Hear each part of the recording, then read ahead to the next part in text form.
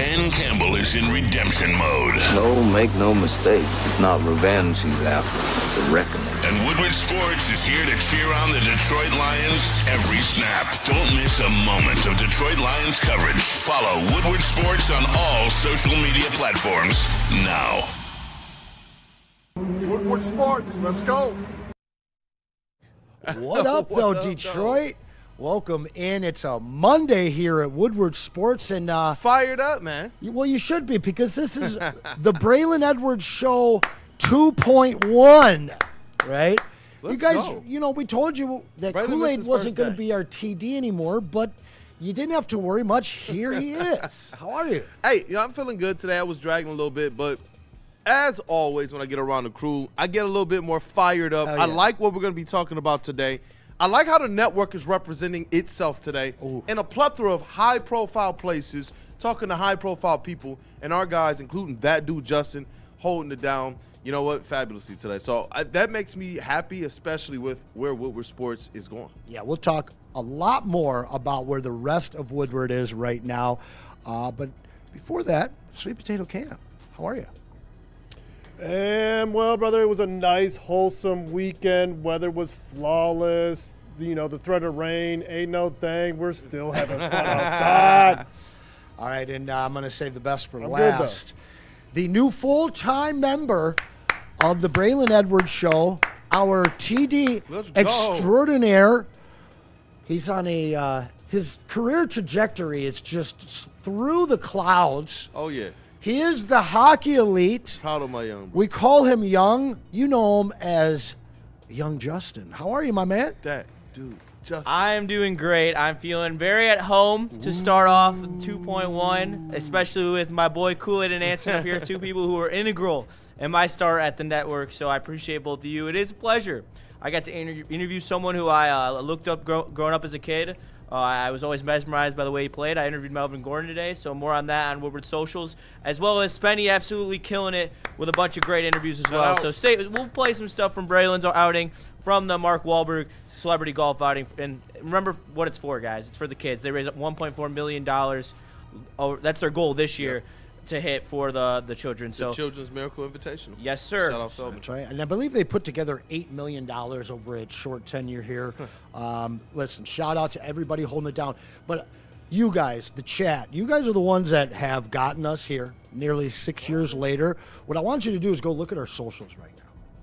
Because, guys, it reminds me of the early Woodward days, where it just wasn't a show. We had the whole team there, finding interviews, tracking down celebrities and sports legends, and just giving you the whole experience, not just 2 hours on the desk. So check out the socials today. You're going to see a ton of it. And all day today, we're going to be checking in with Braylon. We got plenty of clips. But, all weekend long, the Woodward team chat seemed to center around one New Jersey native, one Thomas Mazaway, a man who has not seen his New York basketball team win a championship since he was, as he would put it, 11 years old.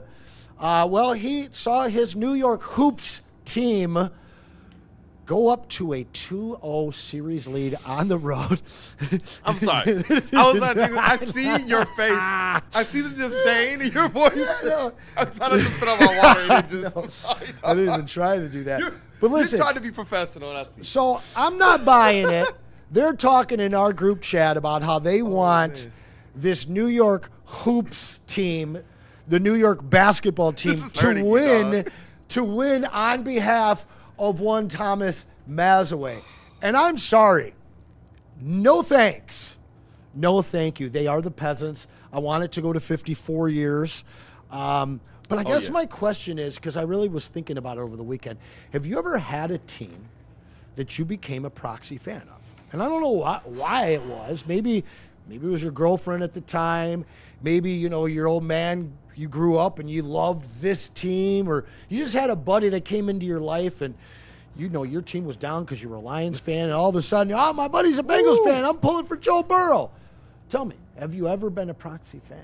Definitely, being born on the campus of University of Michigan, no. But I'm just saying, hey, shout out, go blue, go blue, go blue. I don't think that's proxy because you're in the state. As much as I want to give Justin shit for saying we, if you're in the state, that's not included. No, but you know what? When I got married, my wife is from down south. My mom is from South Carolina. My wife is from North Carolina. I got a lot of other friends and family from North Carolina. So when I moved down there for about a year and a half into our marriage, they were Panthers fans. They are Panthers fans. Okay, I was going to say, I figured you were rocking the Hornets teal, but no, because I know you love teal. Look, you passed on the Hornets teal for the Panthers teal. You got to understand. I went to those Hornets games. There's content live at Detroit Kool-Aid from those times. It's actually how Vince Ellis and I, at the time, who was with the Detroit Free Press, got close. Now he's with Platinum Equity. Shout out to Big Boss Man over there in Pistons world. But no, it was easy to root against all the other teams, but you said it there with the Lions. It was so much that you just couldn't believe in. Even if you had good players, the whole notion was that cheer for those players. You know what? Have empathy for your team, but don't expect much if you want real good football. And so I'm sitting here looking at the Panthers, who you're talking about a lot of hype from players like Cam Newton, players like Steve Smith, and you're like, you know what? Let's see what this be about. At a time that Charlotte was actually building up the city too.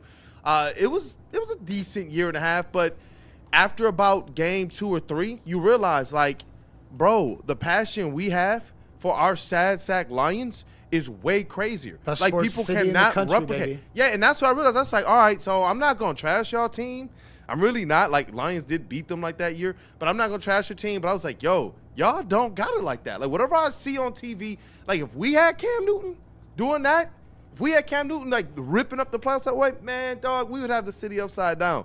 And so the passion, when you talk about being a proxy fan, that was my biggest takeaway, is that the passion in a city like that had a couple teams that were kind of percolating a little bit, had some hype around them.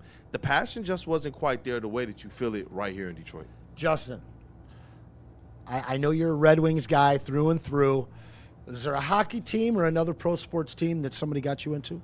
It's not hockey. Hockey was the team that I always stayed on one path with. I didn't really have any reason to go root for another team. And now at this point, this would be the chance right here when we go into this rebuild. But I stuck through the first rebuild. I'll stick through the second. And back when I was a kid, though, after the Tigers were really good, me and my dad, we go on a ballpark tour every year, and we've gone to 28 different stadiums. And I like jerseys, I like hats, and so when I went to Atlanta, I loved their stadium. Ronald Acuna is one of my favorite players ever. So I'm a Braves fan. I root for the Braves. They're my NL team.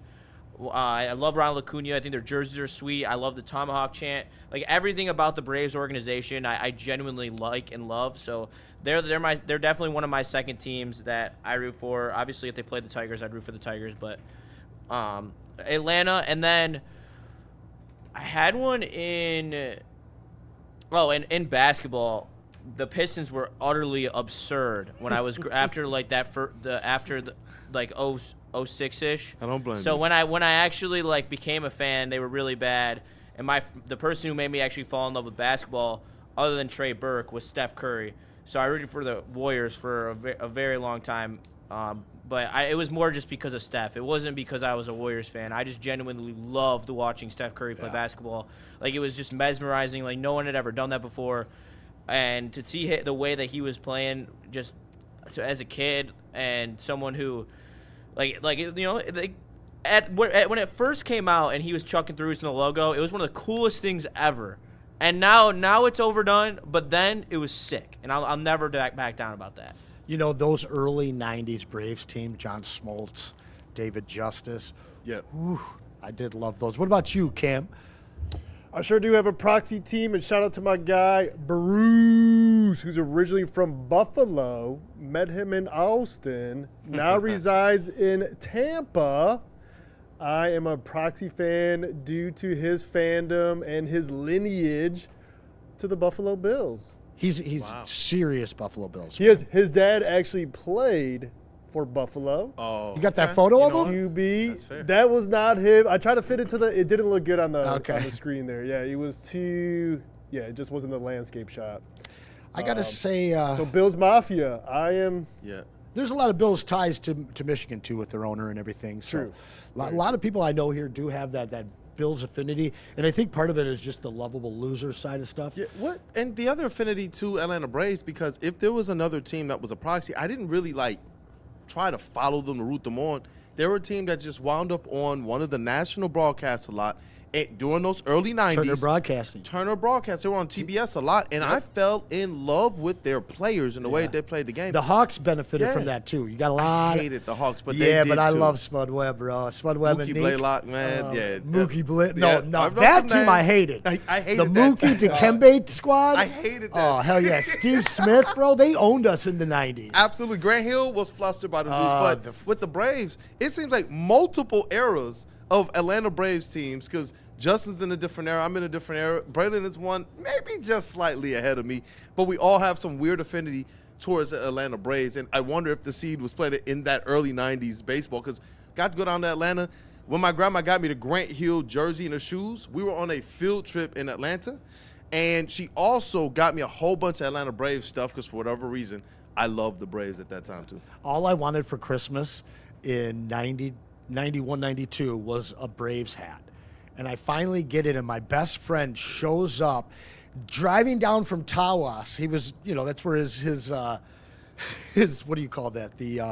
His cottage was. And on the way down, they just stopped at some party store, and he picks up, his parents get him a Atlanta Braves trucker hat. Out of all the odds, how does he end up with that? I was pissed, but a bunch of people here in the chat. Michael Wary popping our super chat cherry for the first time on Braylon 2.0. Shout out to the like police. And guys, we do need you to smash that like button. But please, our deal here on Braylon Show. Share it.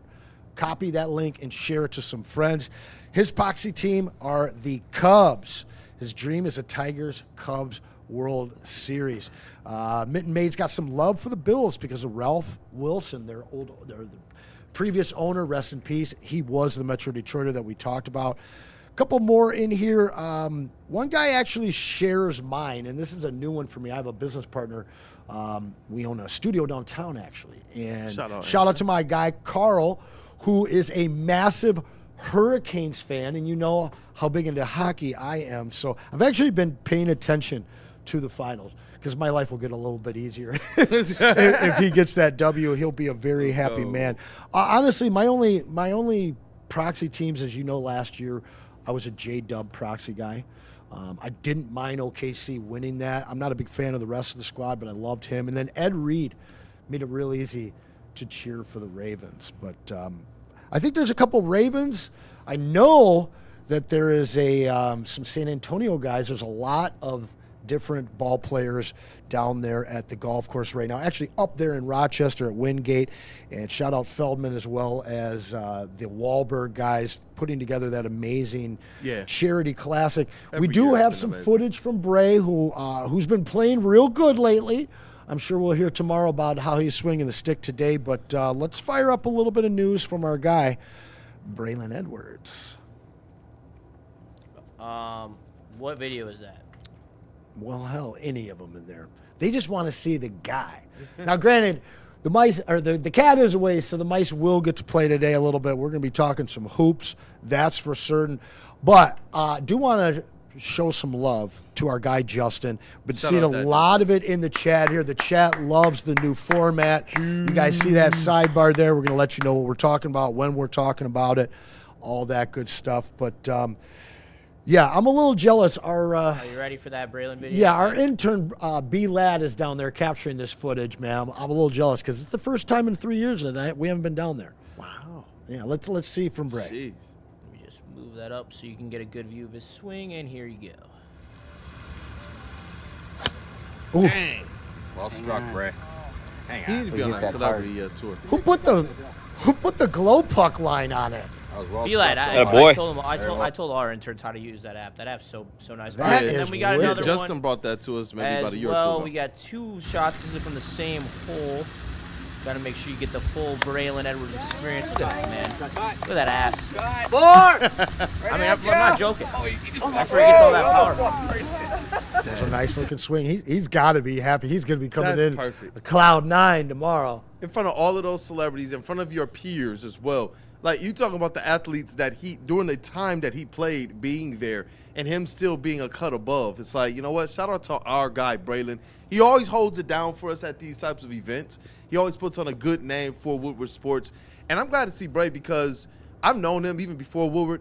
He's a humble dude. He's a guy that's not going out there and really pressing himself. Kinda. Love me. Kinda. In terms of professional athletes, mad humble.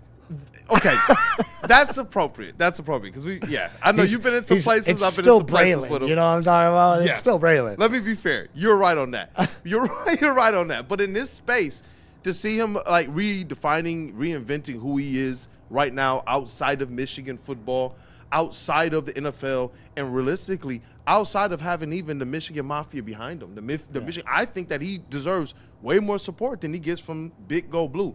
And so to see Bray kind of doing this thing right now, it really is a testament to what he got here at Woodward, but really that family he got behind him. He's got a year of eligibility in Ann Arbor still, right? Ooh. I mean, with those new rules, right? You want to pay some bills, Let's Justin? pay some bills, bro. Yes, sir.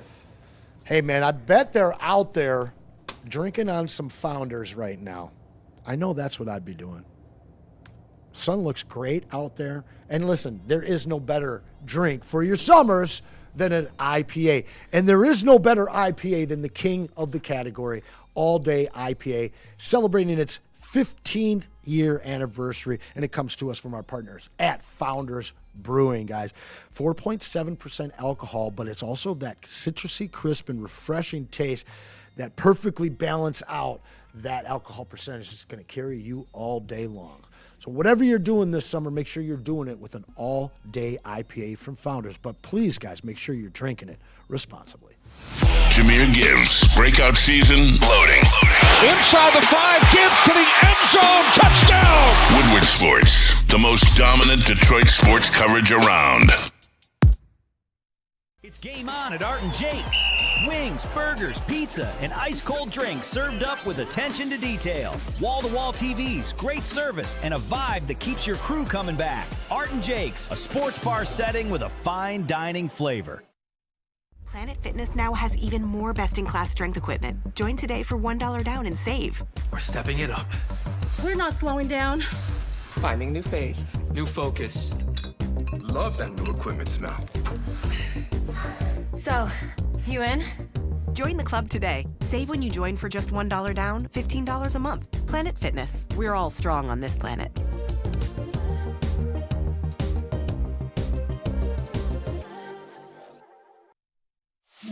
It's bear hunting season, and Dan Campbell is hungry for some kneecaps. If you can just get a hold of them and you start dragging their ass out to the deep, dark abyss, you can drown them. The Kings of the North are back for another year of the brand new Lions. Make sure you're locked in to Detroit's #1 sports network for all the news and info on your Detroit Lions.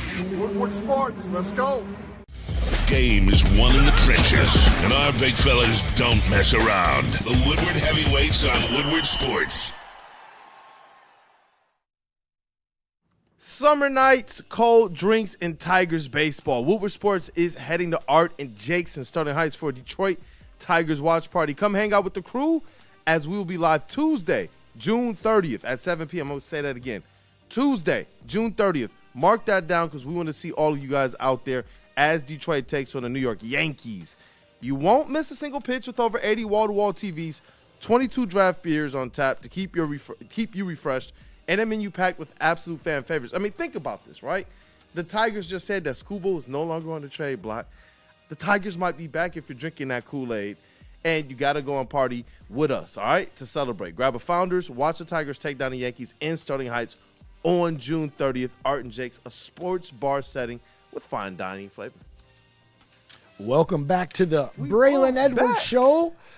I'm Anson Wells. This is Mr. Kool-Aid. What up, though? Our guy Braylon Edward is assaulting the golf course right now. He's crushing right now. He needs to go pro. Like, if there's some type of celebrity thing he can be a part of, he needs to do that. I know this, that Tim Hardaway is actually a part of a golf league like that. Junior or senior?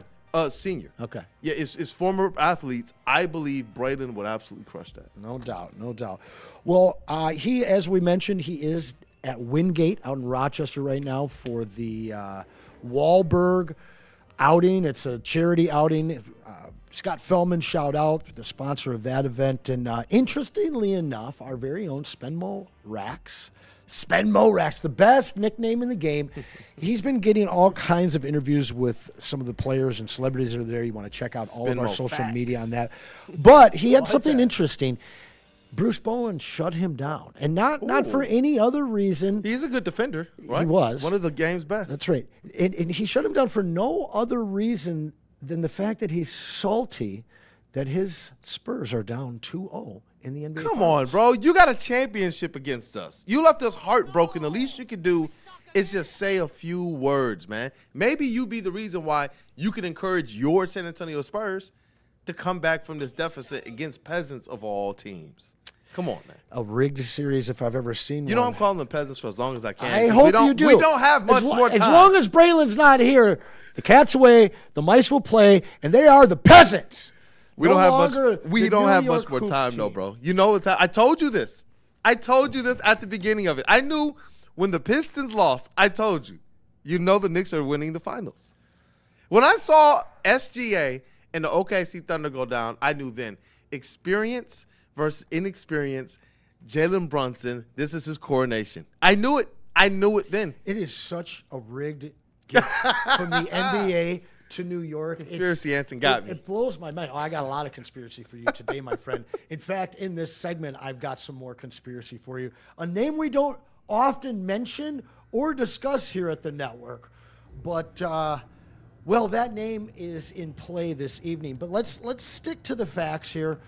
Over the weekend, the Peasants escape with a 1-point victory in San Antonio. They sweep the first two games on the road. And it's Wemby, after a terrible game one, who comes out, has an unbelievable game two, and then, oh man, they had a chance. They brought it back. They get the rebound, 12 and a half seconds, and then there seems to be a little bit of miscommunication. For some reason, your point guard, Stephon Castle, turns his back to the play. This is where you get the outlet pass. Like, you know, my man's not bringing the ball up. I mean, unless maybe that's what you want, is your center bringing the ball up. And the big thing is your coach doesn't take timeout. And what are we talking about? We're talking about Wemby throwing the outlet pass into the back of Stephon Castle, quickly stolen by one Jalen Brunson, who then splits the free throws at the line, which is ultimately the difference maker. Now, let's first talk about that uncharacteristic play from Wemby. Did you see that coming? You know what? I didn't see it coming. When it happened, though, I wasn't as surprised. I wasn't like, wow, how could Wemby do that? I instantly looked and I saw two young players out there who were involved in that play. And what it did is it actually gave me a little bit more faith, side note, in what J.B. Bickerstaff was able to do this postseason, because even though there were some adjustments that came late. They're still young as hell. I did see him make adjustments. I did see it help the Pistons, but where they failed was in that inexperience. But what you want to see is, does your team actually get that excuse? You know, what are the other top teams doing right now? And granted, it's the San Antonio Spurs in the finals. You would rather Detroit Pistons be making and having these young mistakes in the finals, because realistically, I feel like the Spurs should be up 2-0 right now. They were up big in the first game, and they had it in hand in the second game to close it out. And where have we seen this before? With our young Detroit Pistons. So I'm looking at this, and I'm realizing now there is just another level to, you have to play through this. And maybe some players are just good enough in their first go-arounds to make something happen when they're young and first time in the finals. But what I saw there was that the finals and these playoffs can make anybody look human, especially in those pressure moments. That clutch goes, and it was almost as if, bruh, if we looked again, if you rewind the tape and look, right before that pass, you could probably see his heart beating out of his chest, bro, like this was Looney Tunes. I mean, let's be real. You could see his pulse, like, on a normal basis, for sure. Right after it happened, you could see his face. You could tell, yo, dude might cry. And because this is everything. Just like we see with the Lions and Dan Campbell, you don't just get back there. I know what we think and feel of Wemby, but think about it this year. Everybody penciled in SGA and OKC Thunder. It doesn't just happen for you. And so when you know that you could be up 2-0, when you believe, because he's going to put that pressure on himself, that he has a lot to do with it, you know, that's where I can understand that pressure mounting. That's what makes me believe this thing is over. It's going to be interesting to see how the Spurs bounce back from this. But I wasn't as surprised. I looked, and it actually made me a little bit more encouraged because it looked like a young player who will learn from this, just like I believe Jalen, Duren, and Cade Cunningham will from their playoff experiences. Second and fourth year player making that mistake. You know, you look at that finish, and this is really the first time that we've seen, like you said, where he looks mortal, where the playoffs, the finals have kind of caught up with a player that is still young as hell. What is Cat doing? Cat's shutting him down, that's for sure. And that's why they got back in that game, because he got that fourth foul in the third quarter and had to sit for a while. Looking at this game, though, we just showed it to the broadcast. You see, I don't know if you saw it for sure or not live, but you saw it after the fact. You saw it in that photo. Wemby drops to his knees as he's exiting the game, as he's headed down the tunnel. Part of me loves that because I've missed game-winning shots. I've made mistakes at the end of games. I remember putting my hand through a plastic paper towel dispenser in a bathroom at like 14, missing a shot. And you want that passion, and we've seen that from him at every level, even at the All-Star game. But falling to your knees in front of the cameras, does it seem contrived? Does it seem like something that they wanted, like where he knew what he was doing at that point? Does it change your opinion of him, Justin? Is this a guy, I mean, have you yourself or you've seen other teammates drop to their knees and cry in public, or does that have to be a locker room thing? I'm not a man who is against displaying your emotions. I mean, the emotions have to be high. As a young player who's missed two game-winning shots in back-to-back games, it's a really tough place to be in. And you know, for the modern, he grew up in a generation where it wasn't frowned upon to be emotional, and he wears his emotions on his sleeve, whether that's positive or negative. And you know, that's something he's going to have to learn as a player as he grows into the role that he is essentially the next great NBA superstar. And you know, he might not be there yet to check his emotions at the door and to allow that moment to kind of take over. But at the same time, you look back at the greats. You know, a lot of great players have moments like this where they're down on themselves and they come up short and they're very emotional. Like, that's okay. I don't blame any player for being emotional. I blame it's more to me about the fact that he settled for shots that he should have been going to the basket, using his size instead of taking pull-up mid-range shots in the clutch. Like, those are low percentage shots. Too many corner threes too, man, for sure. Absolutely. Too much for you, or do you love to see it? You know what? I actually, because I didn't see that initially, and if that, seeing that picture is just like the emotion to me might be something that's undermining him right now.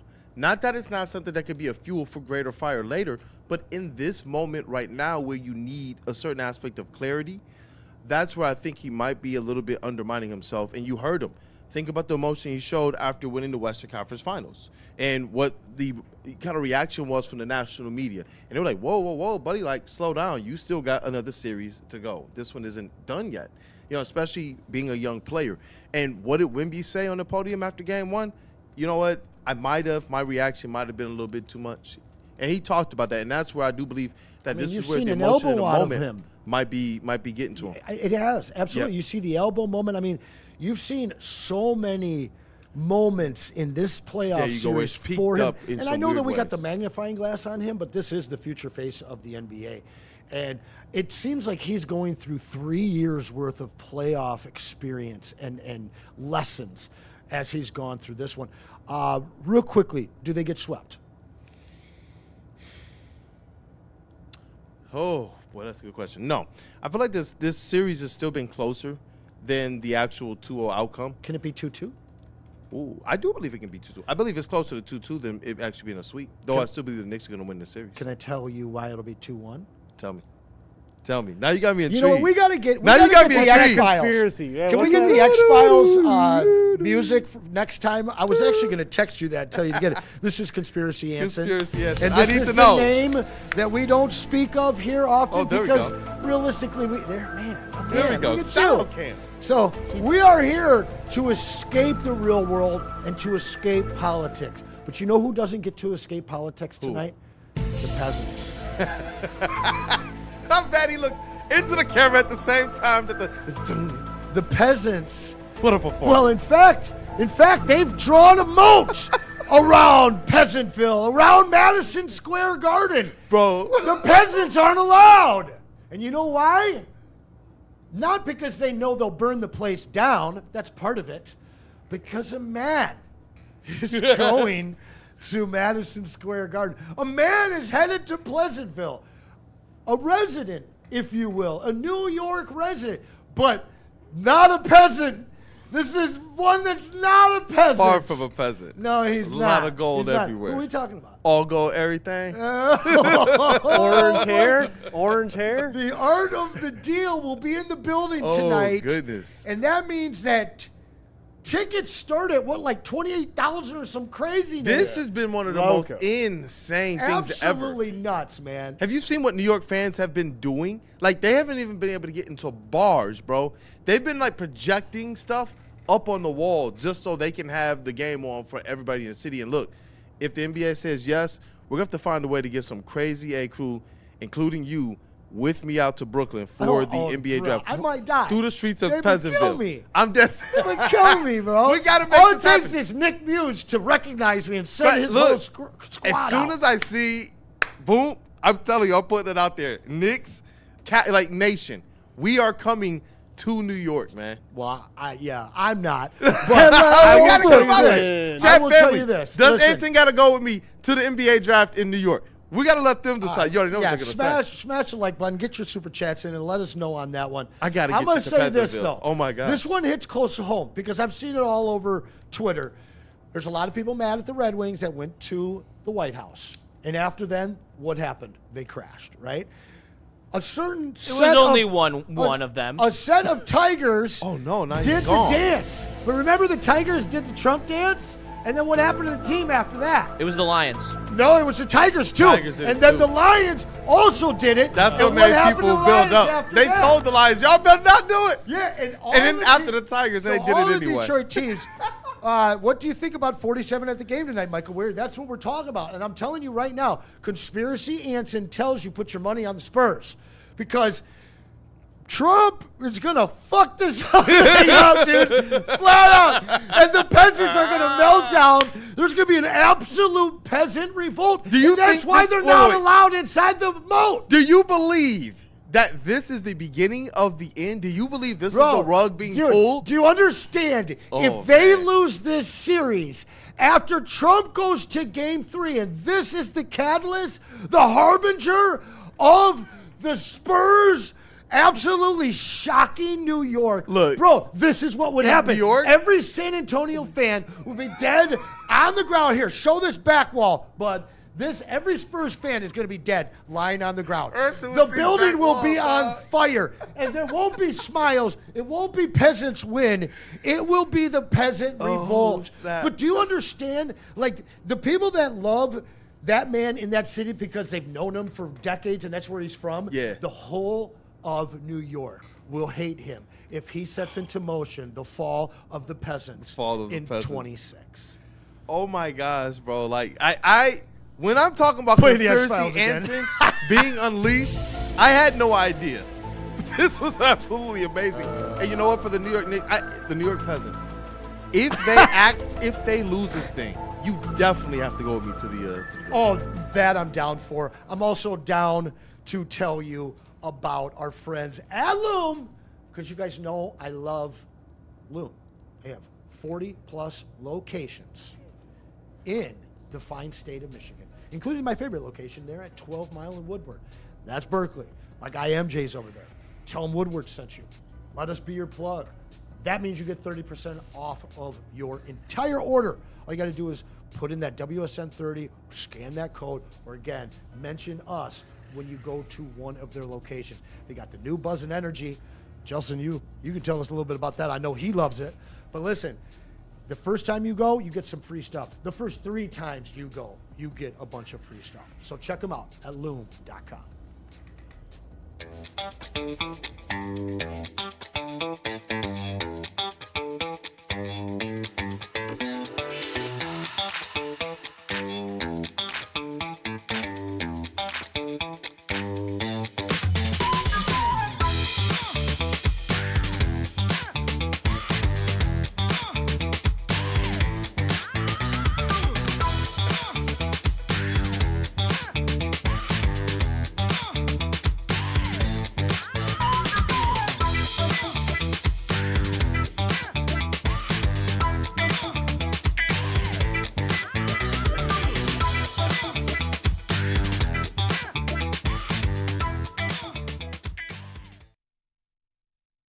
It's game on at Art and Jake's.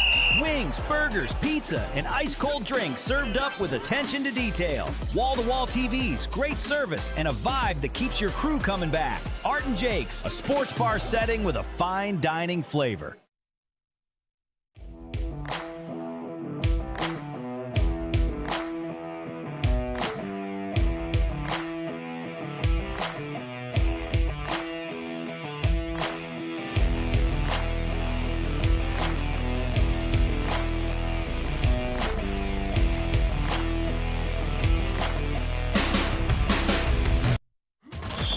The Super Bowl parade in Detroit will be one for the record books. Detroit just does it different.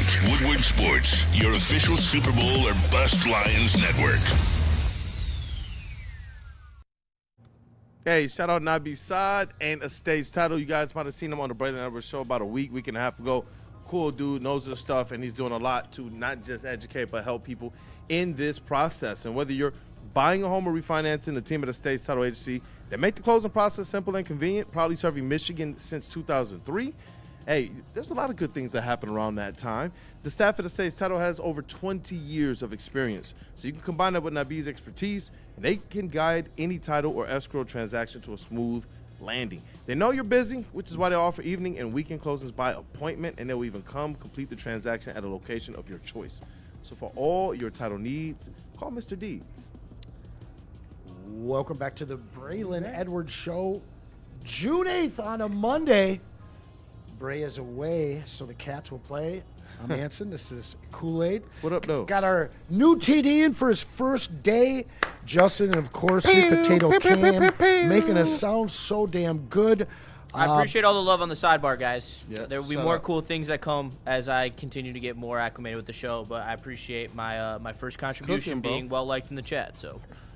It's awful corn and bluish, but yeah, it looks damn good. Well, when your co-host is a Michigan legend, you got to deal with it. This does make sense, and I will be dealing with it. Nabi Saad is an expert when it comes to title, and the man to my right is an expert when it comes to the Detroit Pistons. We've got some interesting information today on a man who came here and really brought the change with him last year. A guy that actually returned to Detroit, a guy that we've been talking about coming back to Detroit, a guy who, well, he's a captain here, and we call him Unc. Tobias Harris, where are you at with bringing back Tobias to the Pistons? Yeah, if you guys have seen the reports, Tobias Harris wants to come back to Detroit. That's something we've always known. Him coming here in the first place was because of his ties here through his wife, his first time being here, and not just having an opportunity, but absolutely being beloved here in Detroit and knowing that he could push that to the next level in this part of his career. And so for me personally, I've always been fond of a Tobias Harris being here, but I always thought it was going to be for maybe $12 million a year. Maybe you get him at that $15 million a year that you've been trying to sign one of your vets to for the last few years. That's what contract they were going to offer Beasley. It is the contract that they offered Duncan Robinson. You go back to the offseason before that, they also handed out that type of deal. That's what they also wanted to hand out to Dennis Schroeder. So that's what I wanted. But then you fast forward through the season, you see his impact not just as an Unc, like we all knew what we were going to get from that voice, but he turned it up on the quarter play as well when he wasn't asked to be the number one, number two, number three option. And when the playoffs hit, we saw Tobias take it up another gear. Now, the last 3 games against Cleveland left a lot to be desired, but we understood that he fell flat. Now, what winds up happening is the reports are via Bobby Marks that Tobias Harris has played himself into the range of a 2-year, $38 million contract.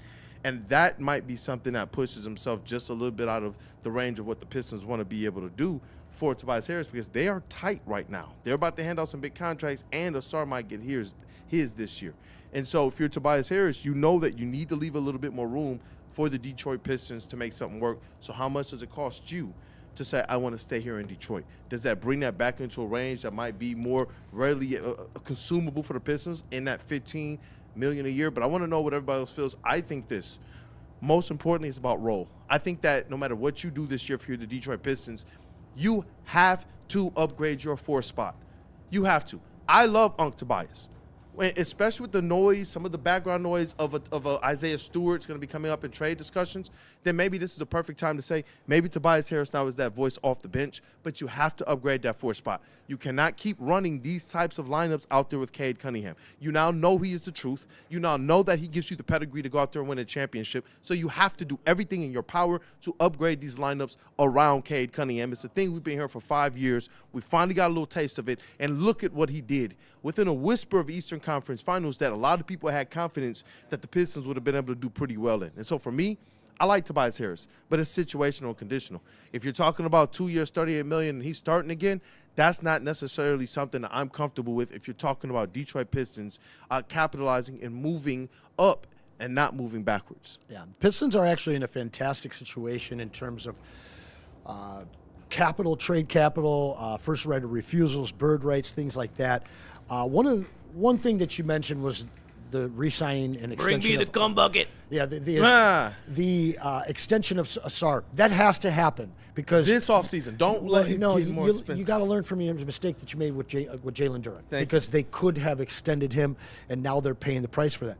Whether it's Malik Beasley, Tim Hardaway, Schroeder, Duncan, Green, LeVert, one of the consistent things of the last 2 successful years of Trajan Langdon has been bringing in vets to balance and buoy your young guys, right?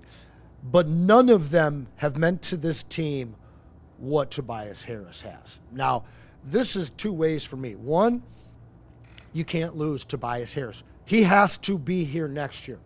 He has to be your scorer on your second unit, though. Yes. He cannot be your starting 4 if you have championship aspirations. Now, further, I'm gonna talk right to you, Mr. Harris. This is your opportunity. This is this city and franchise's opportunity at a true championship run. I know you played yourself into a nice contract. You were overpaid to come here in the first place. You have an opportunity to stay here and be a member of the front office for the rest of however long you want to be here. But you have to take a discount. Yep. And you have to stay in Detroit. And we keep talking about this. The future of all professional sports is moving away from greed, understanding your window, like Tom Brady and like Pat Mahomes did, willing to restructure, take less so they can get more players to win. Tobias, you've done everything. You've done everything that you need to do as a pro except for get that ring. It's either a ring or more money, something you already got a whole lot of. I think we absolutely have to have him, and I think he absolutely has to extend us a discount. I want to know how you feel about that, Justin. Not so fast, Anson. Oh, shit. What's up, man? I personally, no, because I don't think that he's going to sign for something that is less than his market value. He is trying to maximize the rest of his life. This is the biggest contract that he will get for the rest of his life. And that has to matter to a player. Like, I understand, championships are championships. But if Tobias Harris wants to go win a championship, then he should be on a vet minimum somewhere. Or he should be on we've seen all the exemption. Teams, we've seen them go out there and effectively ring chase. And when you're doing that at the end of your career, you're not necessarily coming in and getting a bag that you think that you are worth. We've seen this happen even with certain guys like Russell Westbrook. And you're definitely not the second option on a team or their second scorer or their third scorer. And I agree with Anthony. If he is on this team, he needs to be in the back end of the starting rotation. He could be your fourth or fifth option. I think he could start at the 4, and you could win a championship with him starting at the 4. But as the 4th or 5th best player on the roster, like this team needs to find some players that can fit in, can go get a bucket, that can diminish his role. Because it's the same thing with the Larkin stuff. Larkin has been playing over his head in a role he is not good enough to play for his entire career. And that is now what you're asking Tobias Harris to do. And that's why you went so hot and cold against the Cavs. Because the Cavs have so many more scoring options than you, so many more shooters. And when push comes to shove, you couldn't score with them. It didn't matter how well you were playing on defense because you were still letting up open shots and you were still getting scored on. I also think you can't afford to have Tobias and Duncan on the floor at the same time, because I question Tobias's defense at this point. He's losing his athleticism, and like Duncan's already a negative defender. Like, we need better players. Like, it's just how it is. And I understand the shooters guard shooters role. Well, you need to have Tobias Harris guarding a shooter.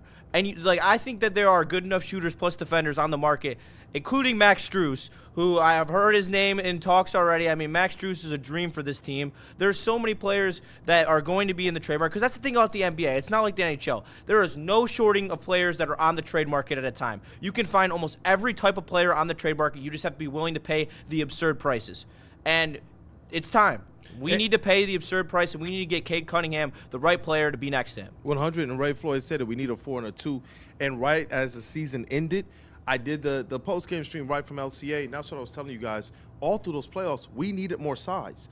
This is one of the things I've been talking about for a long time, because not just a scoring punch. If the Pistons could have actually stopped some of these teams from being able to march into the paint and just grab whatever rebounds, then they would have been able to stifle and hold some of these teams to just that one defensive possession and actually maximize what we know they are in the front line. But the problem is they would stop somebody, and where's the size? And when you see a person like Tobias Harris battling in the paint in an area that people like Jalen Duren should be, that's where I believe you have a problem. When you look at the makeup of this team and who they're going to run into the East, they're going to all do the same thing. All of them. They're going to pack the paint. And guess what? They got the players and the dogs to do it. Do the Pistons. It's not just about your grit. It's not just about your fight. It's not just about your heart. All right? I can have all the fight and heart in the world, okay? But if I want to, get, blitz one night and decide I'm taking on Braylon Edwards, there's not a lot that's going to make sense in that. And that's what I mean there. I want to be able to see a completely different approach as it relates to this thing here. And that's where, with the size thing, I believe that the Pistons underestimated that. I think that they believed a lot in their heart and soul. I think that they believed a lot in their fight. But by the time you got to teams that were just rolling out double bigs and front lines that were dwarfing yours, you couldn't even put your fight guys out there. You had to have Ron Holland back on the bench. You then had to reduce the role of an Isaiah Stewart. And then what did you see? For all the fight that Tobias Harris was having and having more success than some of these other guys, he was just out there even getting worked. When Evan Mobley and Jared Allen wanted to start mixing up Jalen Duren and Tobias Harris, there was nothing either Duren or Tobias could do. And if we know this, that yes, we can get by in the regular season with them at the 4, I agree with that, Justin. What happens again in the postseason when they start running physicality and bigs? We talk about why Wemby not going into the paint. Well, because they call it differently in the playoffs. Yeah, and so that's what I'm saying. Now, you got Tobias getting punished on both ends of the court while he's giving his heart. I just don't think that that's the wisest recipe for Tobias Harris, as he's talking about getting either that last bag or that championship. It's not even his on-court production that I'm even focused on. Whether he's back-end starter, preferably, one of your main guys on your second line, I want him part of the team. I want him in the locker room. That's what I want. Like what we saw out of him in the playoffs, he shouldn't be asked to do that as many games in a row as he does. If you have him coming off the bench, he's going to do that in the playoff games that you need him to show up, which is maybe 1 or 2 a series. But the guy's got to take a discount, and he's got to stay in Detroit. But we got to take a break here for a quick minute. When we do come back, we'll be talking trade, because I know there's a lot of names that you guys want here in Detroit. Need you to keep smashing that like button. You guys got us over our threshold for the first hour, so keep at it. Hey, shout out, Chat Family. By the way, Thomas Mazaway will be with us for the last 15 minutes of the show, so don't go anywhere, guys. Kool-Aid. Yes, sir. It's time for you to tell them about that Hot Rock. Hey, we talking about Black Rock. If you're looking for the perfect spot to host your next party or get together, head to Black Rock Bar and Grill, home of the Steak on the Stone. I can tell you, Queen Kool-Aid and I, we've been several times, many times. It's one of our little hideouts, one of our little getaways, and it's one of the best places. So if you haven't been there, get there. It's a good feng shui, man. You walk in, the vibes already feel next level. I can see her. She's already in a good mood. That already makes most of my job done.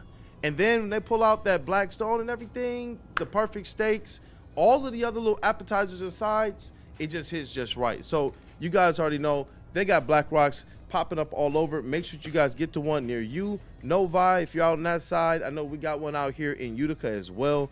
It's Black Rock Bar and Grill, man. Book your next event today at Black Rock Bar and Grill. Find a location near you at blackrockrestaurants.com.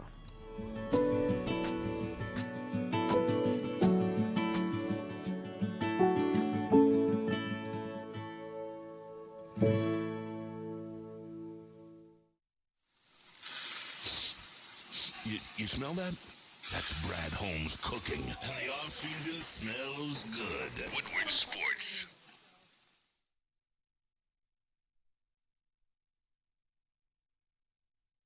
This is a hungry bear. This is Carl and Jeff. Carl isn't worried because he has focused energy to spare thanks to Thrive energy pouches. Jeff didn't use Thrive when Carl offered. The bear is happy about that. Don't just survive. Thrive. Neil Rule and Sean Belizian wake you up every Monday through Friday on Detroit's #1 sports network, Woodward Sports. That's right, Big D Energy has moved to mornings. Get your morning dose of Neil's tone and Sean's insanity. Weekdays 8 a.m. to 10 a.m. Two Detroit sports legends coming together for the best Detroit sports morning show there is. Big D Energy, waking you up weekdays on Detroit's #1 sports network. It is home buying season. Whether it's your first time buying a home or whether you're looking to upgrade, well, you got to get on the phone with our guys, Chad and Chris over at Supreme Lending. Maybe you're looking to refinance. Either way, you want to call them early and often. The reason? Because they're going to get you on the path to get to the best possible profile as a borrower. What does that mean? That means 0% down payment plans. That means a lower interest rate. That means mentioning Woodward Sports and receiving up to $500 off your home appraisal. The biggest thing is get those questions answered now so they get you in the best place once you're ready to close. You can reach Chad at 248-379-5214, and you can reach Chris at 720-508-0621. They are Supreme Lending. We back. Yes, we are. Kool-Aid, my man on the desk. What up, I dog? am Anson Wells. Mr. Braylon Edwards is swinging a golf club at Wingate alongside Mark Wahlberg for charity. He'll be back tomorrow, of course. Sweet-potato Cam in the studio. And, of course, our brand-new TD moving forward, Justin. Look at how good that screen looks. Cooking up that sidebar. Look at him, man. It is, absolutely. Well, listen, we're Glad you guys like it. We're talking Pistons, and we're evolving to a swish or brick question, courtesy of our guy Kool-Aid here. But the question on everybody's mind isn't re-signing Duren. It's not re-signing Tobias, even though they're on our minds. It's who are we getting new? Who's the new exciting player that we're willing to give up 2-3 first-round picks for? I think that Ron Holland is an assumed trade chip in this town right now. I think midway through last season, people were debating whether it should be Asar or Ron Holland. I think a lot of people thought Ron Holland was off limits. I've never felt that way. Yeah. But right now, there is a name that I talked about before this season started. I talked about early on, and then I brought up plenty of time at the trade deadline when he actually became a sexy name here in Detroit. And now it seems more and more realistic that one Trey Murphy, well, he's going to move cities, but Detroit might be his destination. It's going to be tough because of the bidding war that's going to be out there. You already have some teams like even Talk Indiana about it. Pacers who have already stated that they're willing to talk business to be able to bring in a Trey Murphy. It has already been reported, too, that he is going to be that top-tier free agent this offseason. Now, trade target, I'm sorry, during the free agent season. Now, should that be something that concerns the Pistons? No, you already know how I feel. I believe that Trey Murphy is one of those players that could be the missing piece to put next to Cade Cunningham. When you're talking about a guy that I believe is elevating to that next level, you can catch him in transit to that next level and have it operating next to Cade and not in whatever land the Pelicans are, because that's been a load of mess out there for any young player. For him to be able to actually thrive through that and prove himself to be a top target, that's where I'm looking to go out there and make him that. But I do believe that the chances of him becoming a Detroit Piston are a little bit lower after hearing those reports, because when you look at the cap situation of the Pistons, yes, they can make some things happen. They can free up about $27.9 million in cap space this offseason by relinquishing certain people and then going over the cap to bring back who they want. Mm-hmm. And so if there is a good trade out there, this is the thing. I don't quite think that Ron Holland is the one that gets it done, but there are some names. There is another name out there that's coming up. They said that Isaiah Stewart is a name that is receiving a lot of interest and intrigue from other teams. And the reason why, not just his ability in the paint, at being, you saw him become one of the best perimeter defenders and paint protectors and rim protectors, but his contract. At one point in time, we complained about it. Now Isaiah Stewart, 2 years, $30 million I've been left, telling people. $15 million a year. And he's teams shooting are some calling. threes in the playoffs. Yes. I mean, he really, in my mind, is a stretch I think five. he might, in a deal like this, it might be somebody like him that would have to be inserted in this. But you got to believe that it depends on the teams that they're doing business with, but you have to believe that others can offer a little bit more. I believe that Isaiah Stewart is actually our best trade asset on the Detroit Pistons. Well, I think what you would be looking at here, as we see it on the screen, Karis LeVert, Ron Holland, this year's number 21 pick, and then 3 additional picks after that. So I don't know how much more a team is going to be willing to pay. For me, a team like Indy, they're not in the spot right now where you make this kind of a move.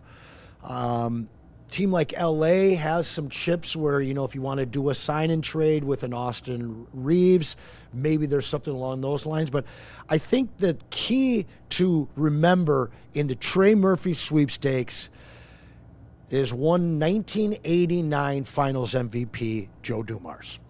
Okay, sure. This is the GM. This is the GM of New Orleans. In fact, last year he traded his pick and then this year's pick to get like the number 13 overall Shout pick. out Derek Queen. Yeah. I like his fantastic player, yes. Fantastic center. Not worth it, though. We'll see. He put some interesting, I think he had some good, triple doubles. Did they have to do all that? No, they didn't. But Joe found his guy. He found his cornerstone and his centerpiece moving forward. I have a 2-part question on this one for you, Kool-Aid. A, is Joe Dumars over the exodus from Detroit? Is he willing to deal with this town and this franchise? And if that is the case, that he is willing to, how do you not take this opportunity to build that bridge with Joe Dumars and even maybe overpay? Because I got to be honest with you, I'm a guy that doesn't like to give up all this future capital. Yeah. But it took our number 4 overall pick just to get up to from 28 to 21. What's going to be available at 21? This is a deeper draft than normal. These 28, 29, 30, we're going to be picking 26, 27, 28, hopefully 30 in these drafts. And I believe they can get back into the first rounds of this. What did we see Troy Weaver do 3 of his 4 drafts? Trade right back into the first round after already using a first-round pick to select the player that he wanted. How do you guys think that we got Jalen Duren and Jaden Ivey in the same year? You can go back to Killian Hayes, Sadiq Bey, and Isaiah Stewart. That's 3 picks in the first round.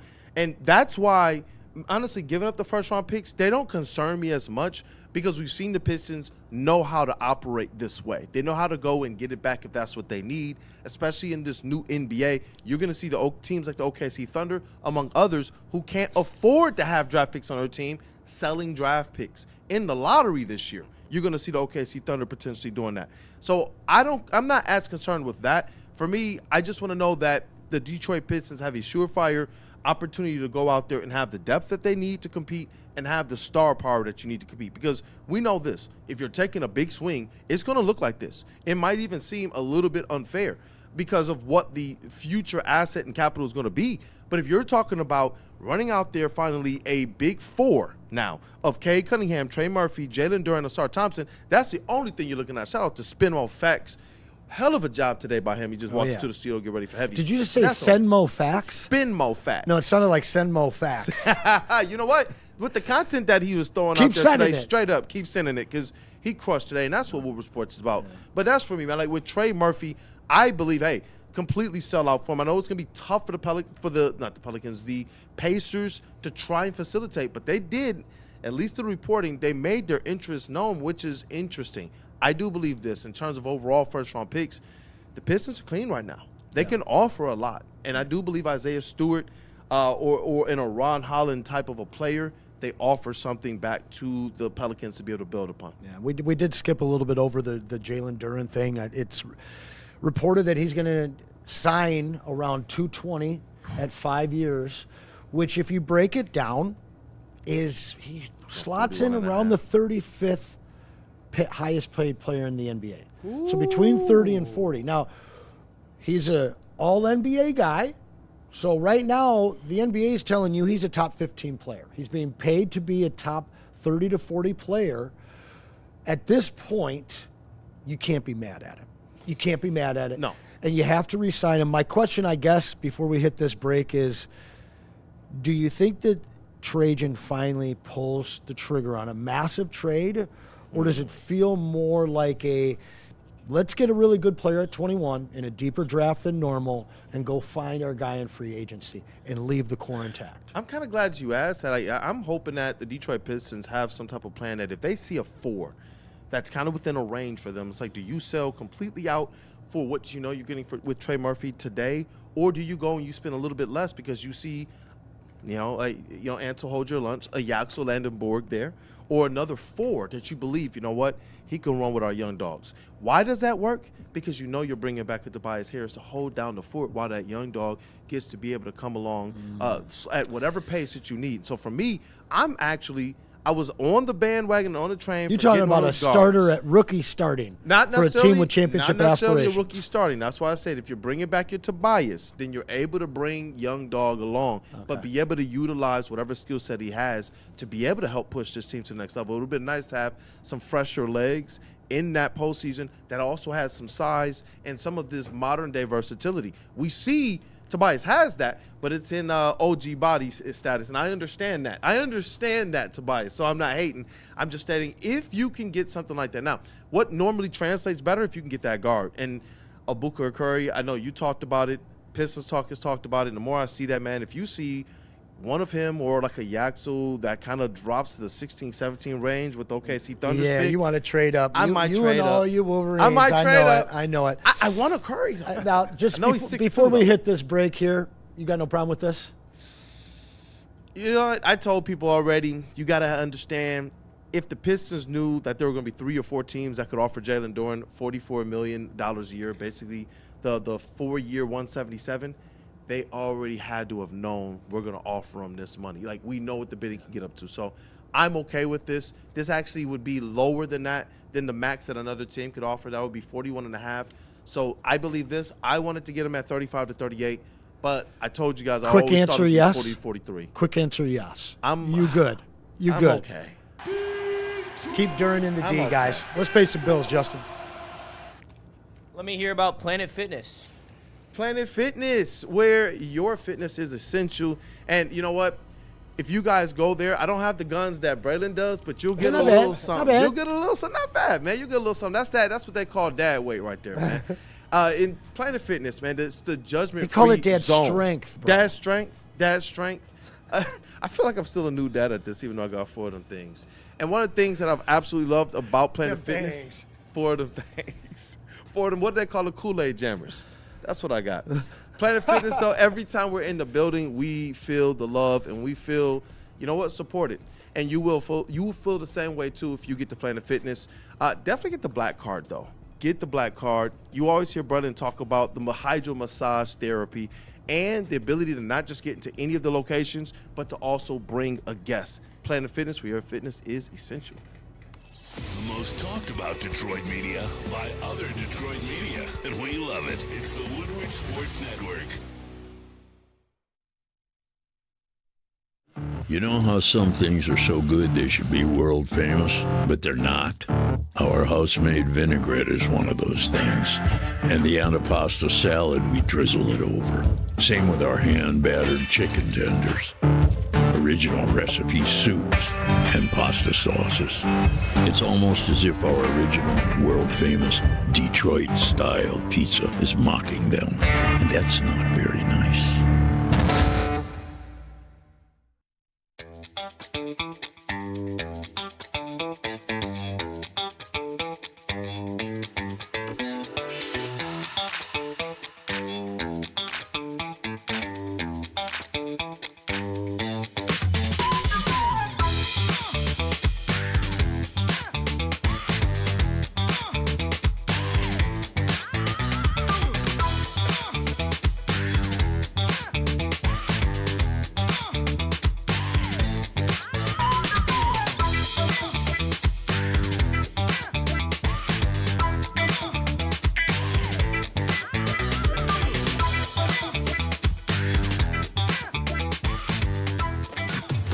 Tigers are the best team in baseball. Get the best coverage in Detroit right here on Detroit's #1 sports network, Woodward Sports. Every Scooble start, every green homer, and all the action can be followed on all of our social media. Make sure you like, subscribe, and follow on Facebook, Instagram, TikTok, and YouTube. It's World Series or bust, Detroit, and we are here for the ride.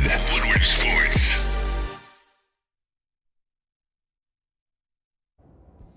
And we're excited to add water hazard to the bullpen from our friends at Founders Brewing. Best served over ice with a slice of lemon. It's a vodka-based cocktail at 6% ABV that's citrusy, refreshing, and gluten-free. It's also the very first canned vodka cocktail from Founders, and it's perfect between innings or even between rounds. So next time you're out, get in the drink with Water Hazard, and please drink responsibly. Welcome back to the Braylon Edwards Show on a Monday here, guys. I'm Anson. This is Kool-Aid. Braylon is playing golf. He'll be back tomorrow. Joined here by Justin and Sweet-Potato Cam. Guys, we appreciate you smashing that like button. We need you all to smash that like button for the next hour as well. Please share it while I share some of your super chats. I was going to say one more thing on Jalen Duren, because I saw one chat in there that said, hey, Kool-Aid, that's actually $44 million a year. But the Pistons are prepared to go up to the $44 million a year, which would be the same annual value that another team can give Duren, but he will get 5 years here with the $220. They're hoping to start him off at that $200 range. I've heard it could land somewhere in the $41.5 million range. So right now they're negotiating between effectively $40 million a year to as much as $44 million a year for Jalen Duren, and I think it's going to depend on if another team out there signs him to that 4-year max. I need it to be a playoff incentive-laden contract and for Mr. Duren. Front-loaded, and that by year 3, you're probably taking off about $6 to $8 million a year. While the salary cap goes off up in general. Michael Weary back in again. What do you think about? We already read that one. Middle-aged sneaker chick, Kool-Aid Jammers is funny as fuck. I love that. That's a good one. I forget who gave him that one. Someone gave him that name, so I don't want to steal infringe, but yeah, shout out. Keep those super chats coming in, guys. Please smash the like button. Go ahead and share. We are going to switch into Honolulu Blue, though. And we're talking about contract extensions, something that the Lions, they have freely done in the new tenure of Dan and Brad. In fact, they do it their own way. But let's start off with Jahmyr Gibbs. Heard a new clip from him over at Allen Park and the possibility of a contract extension.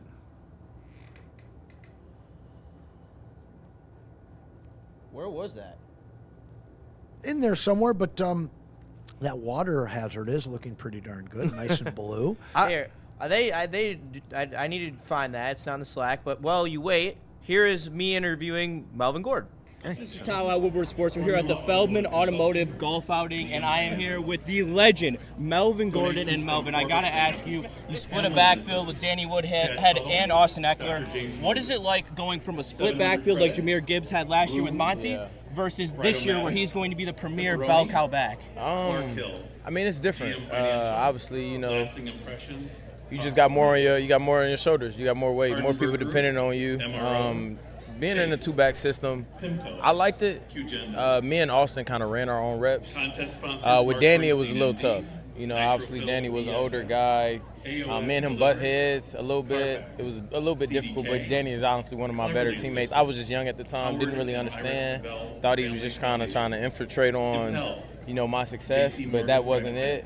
But I think it saves your body for one when you have a partner, but as far as when you do it from an individual standpoint to where you're the bell cow, you just get more opportunities to get in a flow and a sync. Like, the more reps, the better you play, the better you are in the game. If you see a rep, you see a hole, it's not your first time seeing it. Sometimes when you with a back and you going in and out, it can kind of mess up your flow as a player. So I think bro will definitely be playing a lot better this year, trust me. I appreciate your time. Thank you so much, and you're the man. Yeah, appreciate you, bro. I'm just letting my agent, Brad and I do all that right now. I'm just worried about the team ball. Yeah, I'm just trying to hoop right now. So. First for you.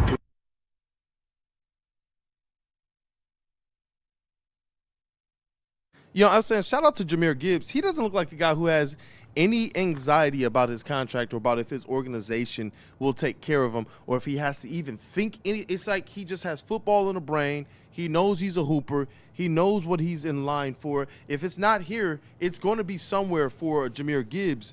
And I like the fact that he's just going out there to try and get better. And just to contrast that, you know, the news that we're hearing right now out of Atlanta, you know, a team who they've been trying to do some things that we've seen the Lions at least have some success with, even though we want to see them get back. They just paid Drake London, and now the report is that, and this is via ESPN, Falcons are in discussions with superstar running back Bijan Robinson on a contract extension. So does that mean you want to sign Jahmyr Gibbs first as a franchise? We've seen Brad Holmes set go out there market. and set the market, but I like the fact that right now Jahmyr Gibbs, we've talked about this before, and we talked about this on Woodward Main Street, it seems like these guys understand how to buy in totality, completely. Even when J-Mo, the times that he's just sit and chill, like you don't see his frustration if there aren't targets. You saw John Morton sweating, like, oh my God, I failed you. Rightfully so. But you see, rightfully so, but you saw him just say, bro, man, if we win, then we win. And to the point that some of the most excited I've seen J-Mo get is when he's blowing up somebody on the block and watching this team go down the field. So I feel like these players like Jahmyr Gibbs, they're bought into something much higher. And when Brad Holmes is sitting across the table from him, think about it. He's paid players, and then they got injured, and they still said, we rocking with you, right? Yeah. He paid players who were already injured. So imagine what that must feel like for Jahmyr Gibbs, who now doesn't have to worry about, man, my contract, but man, what if I get hurt? But man, what if this, what if that? They've gone out there and they've already proven it, and this is what I like. You're seeing Jahmyr Gibbs now be in a position where I think he just gets to play football and not have to play contract or play business or play worrisome. Yeah, and the best part about it is we know what he is on the field. Mm-hmm. Seeing that kind of an interview when he's up for this kind of money, being as humble as he is, it just speaks to the change and new culture of this Detroit Lions franchise. Guys want to be here. Guys don't want to be a distraction. But to your point, they also have the confidence of Dan and Brad. They're confident in those guys to handle them and do the right thing. And this goes right in line with building the Dan and Brad way. We've got a pretty powerful graphic here, Cam, of the 4 teams in the NFC North and how they do things. And now, you're going to take a look here. I got a question for you, too. This is the standard, right? The Packers are the standard in the NFC North. They always have been. No, listen, our whole lives, who's the standard of the NFC? It's been the Packers. It's always been. To say it. All right? Maybe they're not. I'm not saying that they're the front runner right now, but the standard, as long as we've been alive in the NFC Central or North, decades. As long as we've been alive, baby, it's always these guys. Now, one thing to me, the quarterbacks NFC version of the Steelers, my whole life has been Green Bay. Why? Because they draft and develop. Steelers did it to the point where they only had 3 coaches for like 60 years or something ridiculous like that. But I've been telling you guys for the longest time, this isn't about Super Bowl or bust. And I know everybody hates to hear that. They're starting to accept it now, especially when you go back to this graphic behind us here. Let's come back to it, guys. Look here at the Lions now. Lions doing things the same way. Jared Goff may as well been drafted. That's your day one move, right? Yep. And then you got K. Mays, your big free agent signing from this offseason. Otherwise, your entire offense in its entirety. And an offense that's been top 5 for, 3-4 years now. You look at this, they're bringing Jahmyr back. And that's what it tells me. They pay their own guys. They do. And this is the question. As long as they're under 30. As long as they're south of 30. Well, I mean, was Alex Anzalone their guy? Like, they didn't necessarily pick him. And that's what I mean. When they went and they draft their guys, they're going out there and they're paying them. Even players that were like, wait. Why'd they give Derek Barnes? Why'd they give this player another? This is just what they do. If the other guys only get 1 or 2 years. Yes. If you drafted it, you might get that rare 3-year deal in Detroit. Yep, and that's why I have no worries about this thing. Maybe in the beginning of this, and you're wondering how they're going to operate. Brad Holmes comes from L.A. Am I underneath whatever they're underneath? No, Brad Holmes has come here, and he said, this is my way. We're going to not only make the right picks that will become Pro Bowlers and All-Pros, but we're also going to make sure that our guys are taken care of, injuries or not. We are putting 100% our weight behind them. And I do believe that for young players like this, for Jahmyr Gibbs, that's what I continue to go back to, it's got to bowl well. And when you look at this thing, this is my question to you, though. Is this the Super Bowl winning formula? I know it's been a formula to give us some of the best Lions football that we have ever seen.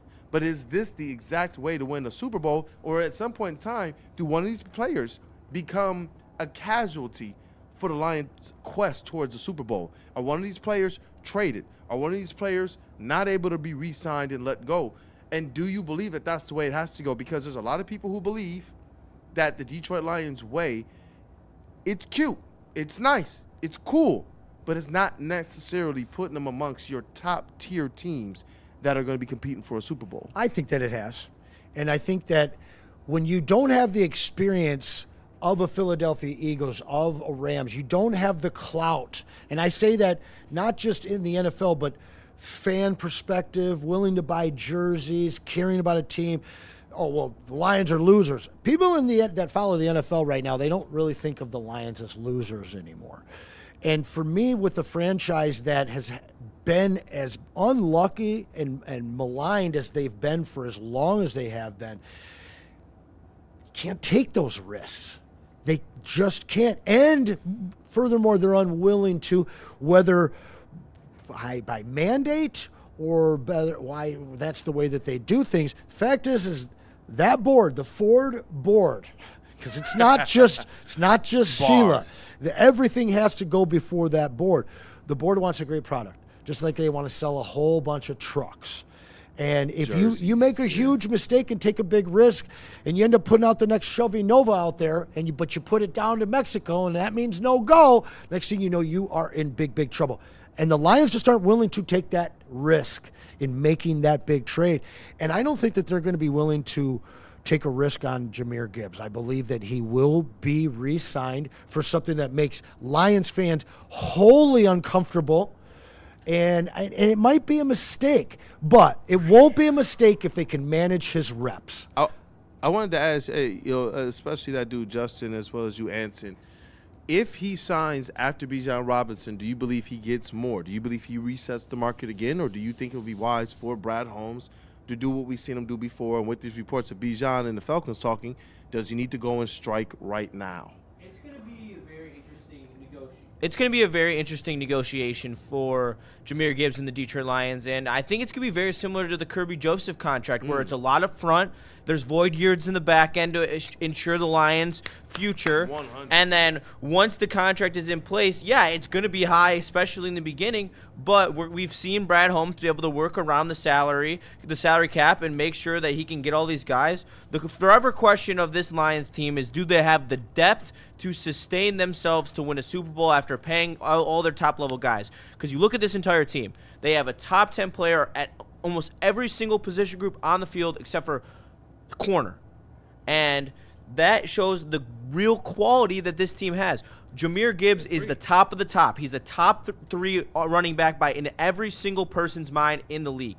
So now you have to see how well does he hold up. That's why it's going to be interesting how Pacheco and Gibbs get their carry split. I think obviously it's going to be very similar to last year, where Pacheco is a second thought, but he's in there for those short yardage situations to save those huge hits that those linebackers are trying to give these running backs when they hit the hole in those short yardage situations. So I hope that it's going to be a high value contract, but it's going to be a lot of guaranteed money in the front end of the deal to allow you in the back end to get out of it. Vincente 313 in the chat. Lions window is still about a quarter open. It's definitely Super Bowl or bust this year. Fans don't sound the same as a couple years ago. Now, on the other side of that, the next chat coming in from Stephen Baffey, the New England Patriots and Kansas City Chiefs dynasty called and said, stay the course.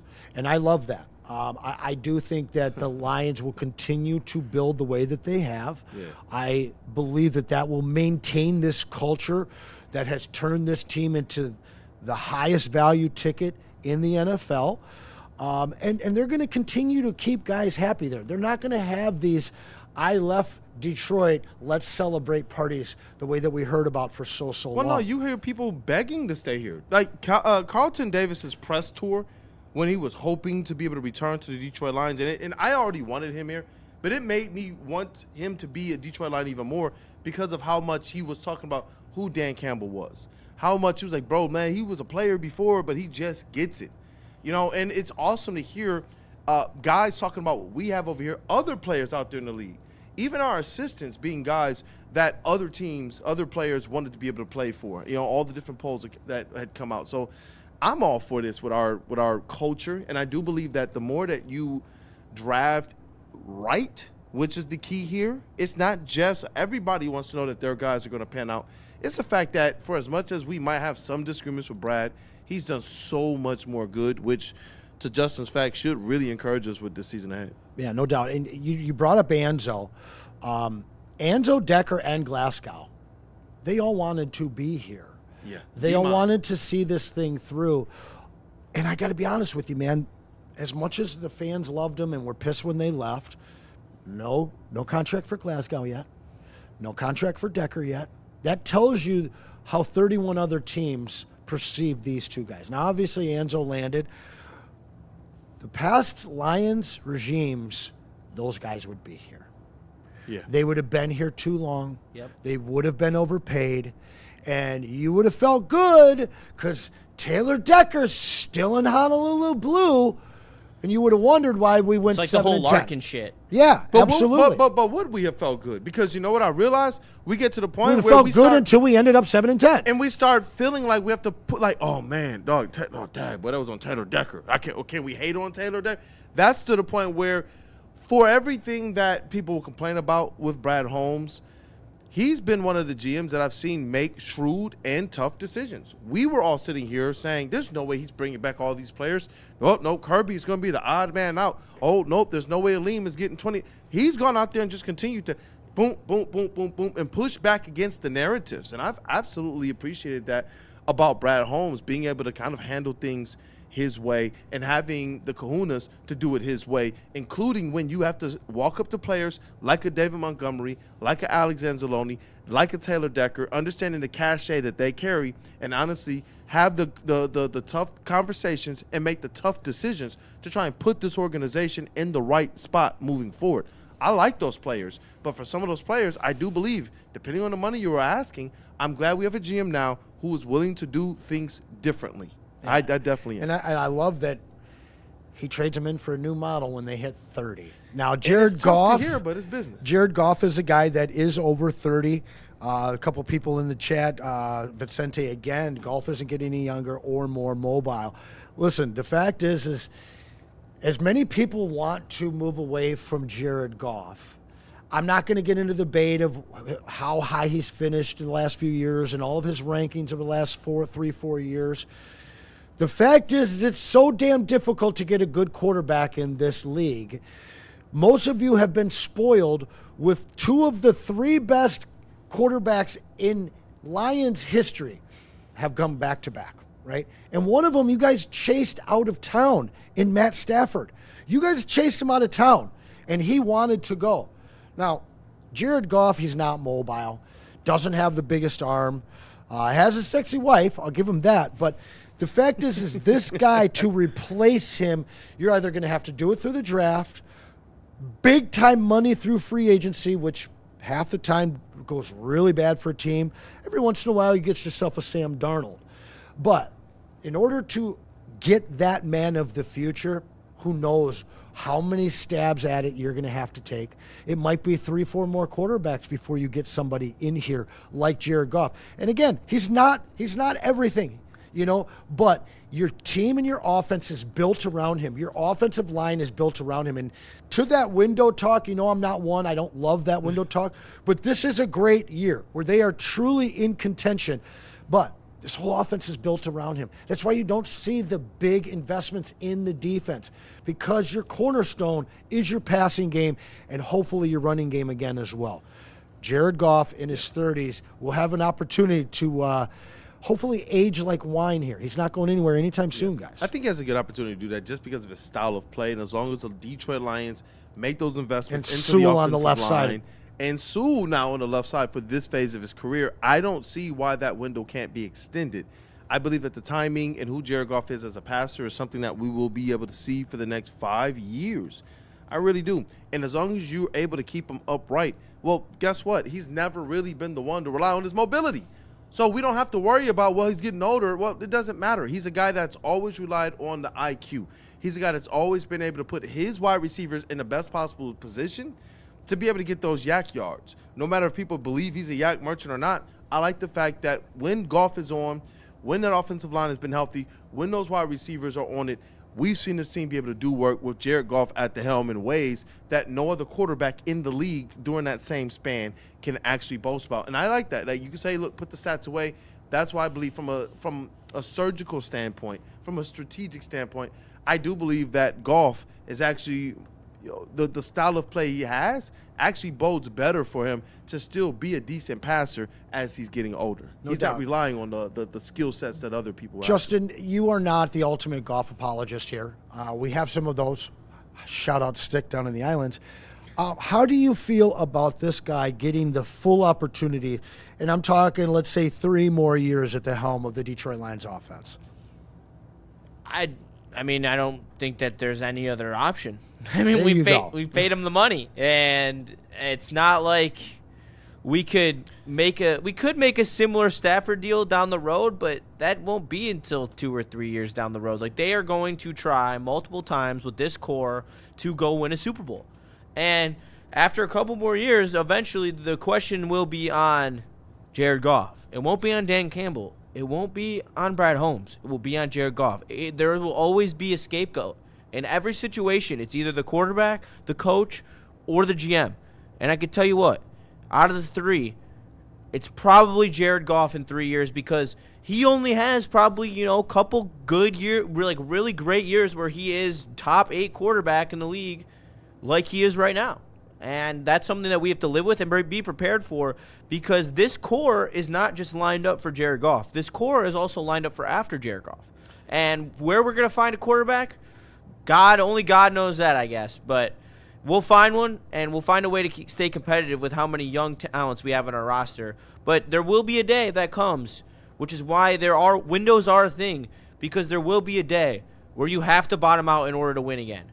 You cannot continue to walk the fine line when it gets to a certain point, and when you do, you set your franchise years back like the Red Wings did in 2014. Ray Floyd in the chat, the Rams were able to get a defensive game changer and still have an elite QB. But Lions fans have to be grateful, thankful, and patient. Same shit every year.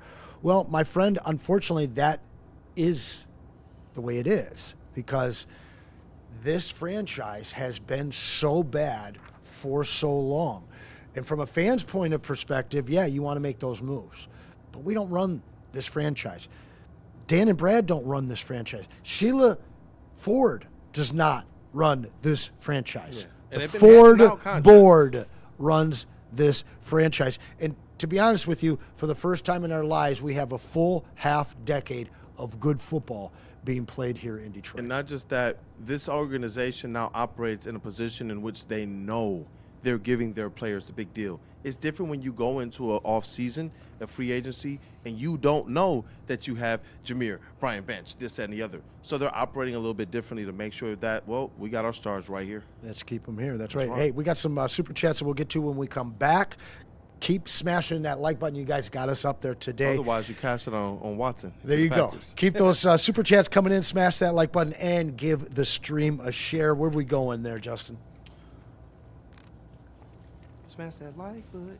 We're going to Thrive, and then we're going to double up. I'll tell you which one after you do Thrive. I'll tell y'all about Thrive. It is time to put down that afternoon coffee and get up on Thrive Energy pouches. Because it ain't your daddy's dip. It's tobacco-free, nicotine-free, mental powerhouse, smart caffeine, no jitters, zero crash. Thrive can be found online at dipstop.com. Remember to use that promo code WSF for 15% off your entire order, found exclusively at all Market Fresh and Market Square locations. Thrive Clean Energy. They flip and work, y'all. And I'm going to tell you again about Founders All Day IPA. Listen, it's summer. You know you need an IPA in your hand, and there is no better IPA in the world than Founders All-Day IPA. It's been around for 15 years. Once again, 4.7% alcohol by volume, so it will last you throughout the day. But it's balanced, it's citrusy, it's crisp, super refreshing, and it's made right here in the great state of Michigan. So, whether you're watching the game or just enjoying your summer, make sure you enjoy it with an all-day IPA from Founders, but make sure that you drink it responsibly. Game is won in the trenches, and our big fellas don't mess around. The Woodward Heavyweights on Woodward Sports.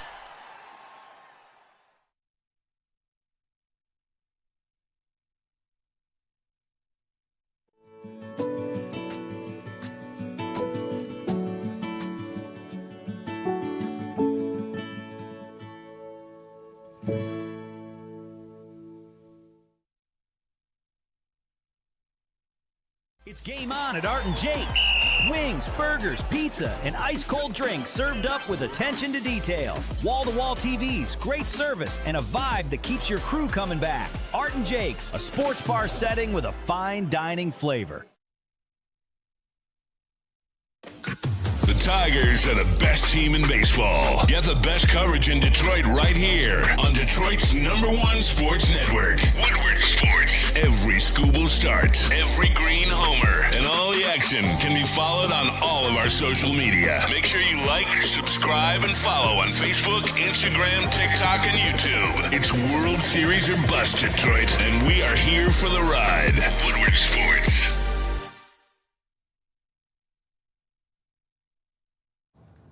To all you New York peasants, when you're melting down tonight, if you need some help with this thing up here, the old noggin, you got to reach out to Pure Psychiatry. But seriously, guys, talking sports, we know that stuff is really, really easy. But as men, talking about real life stuff, it's just not quite as easy. But we partnered up with our friends at Pure Psych, and they make it easy. They make it comfortable, and they make it just about you. It's not the cookie cutter plans. It's tailored just for you, whether it's PTSD, anxiety, relationships, or you just want to get the ball rolling with some counseling, head on over to PurePsychMI.com. They have locations throughout Michigan.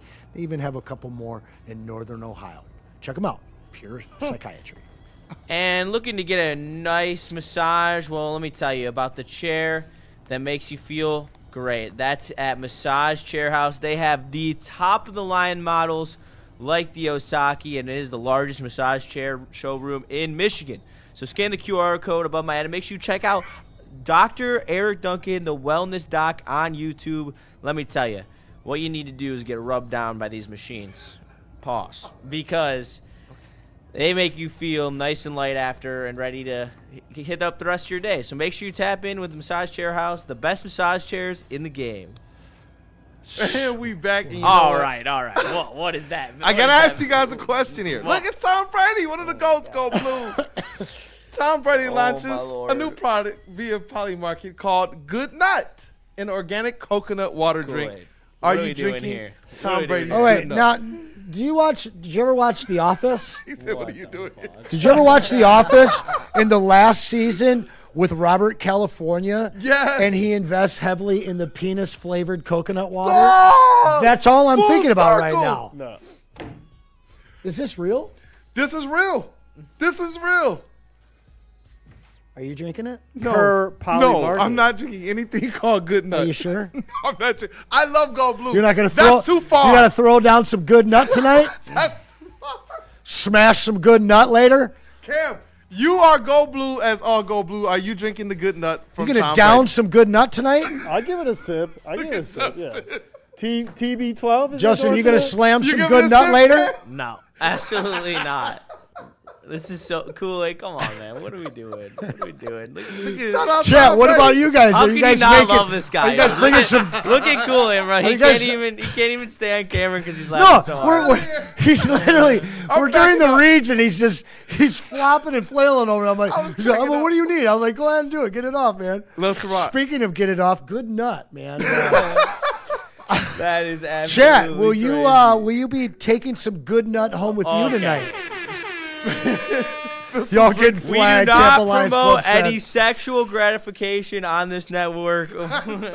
No, but we will On endorse. Roblox. We will endorse energy drinks, though. That's what we're doing here.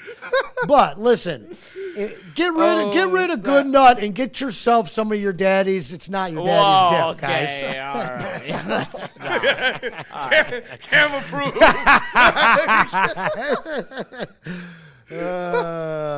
Okay, welcome back. And we Brandon. back. And we back. Shout out, dog. Anyway, get some super chats in. Please break this. No, As long as we're talking about other people, it's not. Let's talk about Magoo. I thought He we were going to. smashed one last night, didn't he? Kevin McGonigal with a walk-off home run for your last-place Detroit Tigers.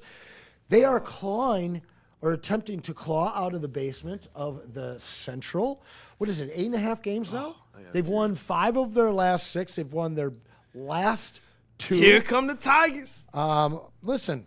They back. Can they do it? Can they get into it? It seems like something's clicking ever since they got Glaber back. They're on a roll. Is this real? Is it not? I don't know, but it seems like there might be a good chance for some reversal of fortunes over the last couple of years. These second half of the seasons have left a lot to be desired. And I know we're not necessarily to that All-Star break. You hear a lot of the chatter about what the Tigers will be at the trade, deadline. And now we're starting to hear them say, yeah, you know what? Maybe we're not going to send Terry Skubal away. Maybe we're not necessarily going to be sellers at this trade deadline. And I do believe that is something to get a little bit more excited about. They do have some guys that are going to be able to get healthier. I don't know. I'm conflicted. You're excited to hold on to Terry Skubal I while like there's Terry no Skubal. baseball being played next year? So I was just talking about this in my Dynasty League, right? I signed Chris Sale to a 3-year $28 thing, and we have a salary cap, all that. That's kind of a high number for a guy that's like 37, 38 years old. And if they don't play next year, we're pushing all their contracts a year. Now, I don't know how the MLB will handle that, but if you're the Tigers right now, the youth movement makes sense because the guys that are a year away, well, that means that they're ready to play when we come back. Okay? Yep. So all of these guys that are 2 years away right now that aren't going to be up until late 27 or 28, are those the guys you want? I wonder what's going on. This is an interesting conversation because now I do wonder, when you mix in the CBA talks, the fact that there could be baseball stoppage, the fact that they're talking about putting caps in this thing, who is giving Tarek Skubal this big money for right now? Like, it is not even about if baseball stops because you think it comes back. We're still operating in this capless league. Similar but to it's a when cap that it's they're trying to similar get. to when the NFL changed things right after we went back-to-back with number 1 pick, number 2 pick, and we Then had they changed the Stafford and contracts. Sue, and they were so bloated that it absolutely crippled and handcuffed the Lions. So to your point, You're now, preaching on that if one. somebody goes out and extends him, which the Tigers did not do and were unwilling to do, forward thinking on their part, and even though it didn't seem like it at the time, that $19 million offer doesn't seem so stupid in hindsight. Now, if they had made a trade to the Dodgers and they already extend him and they're paying him through the teeth, they could really be looking at a problem. Because even though they're the one team that gets all of the revenue from their TV partnership, unlike any of the other teams, doesn't matter how much money you have coming in if there is a salary cap. But I have a feeling that it's only going to be a salary floor. And if that's the case, That now it changes changes things a little bit. And realistically, I just don't know how you could be the Tigers and hold on to this guy. With the uncertain future of MLB baseball, with looking at what your team's makeup is and the fact that you are probably unwilling to pay this guy, and he may not even be willing to stay based on who his agent is and what this team wants to be. I think you're crazy. And I think the Tigers fans are excited that we're not going to sell, considering you're 8 or 9 games out of the playoffs, the bottom of a terrible division. How do you not sell this guy? Because, look, this is what the reports are, and I would like to know what the Tigers' actual cap numbers are right now and where it would have taken them if they did re-sign a Skubal at the crazy amounts that were out there being talked about, and you also have to find a bat. Because MLB is currently the only North American sport league without a traditional hard cap salary. The owners, though, are suggesting a $245.3 million hard cap paired with what you were talking about, the $171 million salary floor. $245.3 million. So that's via ESPN. Now I'm curious what that means to a team like the Dodgers that's well over that. Oh. Because now are you going to have to restructure these deals? Or are they going to allow them to just time to they'll probably give them a get grace under the period to cap. get out of that? I feel like I remember the NBA doing that when they brought in the aprons and things. They allowed teams time to get underneath that, and then at a certain time, penalties started being imposed. And so you're right. On teams like the Dodgers, I have no idea. But if you're the Tigers, and that's why I want to know what their numbers currently are you in a position to where if you know this is coming, the owners have been wanting this for some time, then all of a sudden is 19 to 25 million or 30 million something that you probably want to get them at rather than the astronomical $400 million contracts that people were talking about? Do you now, with a hard cap, get an opportunity to get Tarek Skubal at more of the money you thought that he would be worth? That's interesting. Now, see, that is a take that a lot of people aren't looking at. Because if that's the case, now you look at the Dodgers and they can't spend because they're over. So then you're the team. The Mets, they're over. The Padres are over. And so now you're looking at this contract that can only fit into so many teams. And hopefully there's something in that CBA agreement where you get to sign, you have that bird right, you have that franchise right where you can go above and beyond. And so now, I'll be honest with you, Tigers fans, you might be looking at Scott Harris completely different in a year. And you might be looking at this whole situation and being, wow, he was so far ahead of this. We weren't even thinking about it in the offseason. We weren't thinking about it until mid-season this year. But the fact is you can't be running a team. You can't be the GM of a team if you don't see the possibility of what this problem this offseason could spin the whole league into. And the fact is, with all these young guys that they have been unwilling to part with, if we take a year and a half or 2 years off of baseball, guess who's one of the best teams positioned to be a powerhouse in the MLB? Your Detroit Tigers. Hey, that dude, Justin, where do you sit with this thing as it relates to Tarek Skubal? Because I see Jordan Lionheart in the chat. He says Harris deserves to lose his job if he doesn't trade Tarek Skubal. Now, knowing the cap, knowing what this kind of stoppage in baseball can bring, are you looking at an opportunity for the Detroit Tigers to actually go and say, you know what, Skubal can be a part of this? There's no more of this aspect of going above the internal cap that the Tigers might have on themselves because now the bidding stops where the cap space does. Look, I would love to live in some la-la land that Tarek Skubal stays in a Tiger uniform. He's gone. But, he gone. I mean, this is ridiculous, man. Like, if you end up – exactly. That's the entire AL Central right now. It's just when you have a guy like Tarek Skubal, who is one of the best pitchers of this era, and you aren't able to swing the club with the big boys, you might as well just give it to them because there's no reason to go down fighting it, like acting like, oh, like we'll get him on a hometown discount. You know, he'll stay because, like, I understand that he might not even want to stay if the money is there. Like, you have to think about that, too. But then it's on top of that, is the money there for him to get the money he is going to get on the open market, even with his injury? I just don't think it is. They have shown me nothing. There's been no contract that under this era of Chris Ilitch that shows me that he is willing to spend $40 million a year plus on Tarek Skubal. There is no evidence, and I'm not willing to think that he's going to make this giant change in philosophy for a pitcher. Like, you know, maybe it's different if it's a position player because they play every single day. But for a pitcher, I could not see it. He pitches one every 5 days, and I think having a number one ace is honestly the most important thing that a World Series contender needs. But we're not a World Series contender. We're an average contender. We're a pretender. And that's where we have to sit with all these franchises. And it hurts.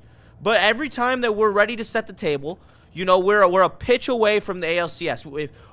If someone who had a soul, like, touched the ball and put it in the outfield in that extra innings game, we could have been in the ALCS with the potential to go to the World Series. And yeah, we might have lost to Toronto, we might have lost to the Dodgers, but you never know. That's baseball. Baseball is the one game where the bounces matter.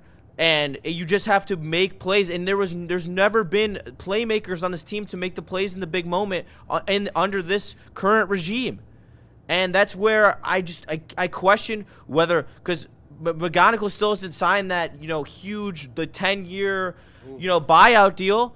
That's concerning. If they're not doing that, he might leave too in 5 years when he's done with his arbitration.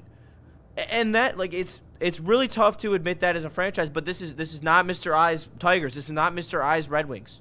No, you're right. And honestly, when I look at this team and I look at their positioning this last offseason, if this CBA thing happens quickly and we have baseball next year and we have no salary cap and we have not traded Tarek Skubal, the answer to your question is yes. All of the fire should be laid at Harris's feet because he deserves it. Now, if we don't play baseball in 2027, right, and you get an opportunity for all these young guys in the farm system to age one more year, get closer to the big leagues, and then you come back and you have a CBA agreement with a hard cap in place, everyone in this town should be taking their hat off to Scott Harris. And that's a big-time fact, guys. Oh, so you want me just to pray that there's a lockout? Well, no, the thing is it's not well, yeah. Yeah, you kind of do. And that's the bad thing. I'm sorry, that's dumb as hell. Well, no, listen, what do you want? Do you want baseball next year, or do you want the Yankees and the Dodgers to have no rules where they can outspend you 4x every single season? We used to be one of those teams. What happened? They're not going to take. They're not going to install. They will not instill a hard salary cap in one offseason of arbitration.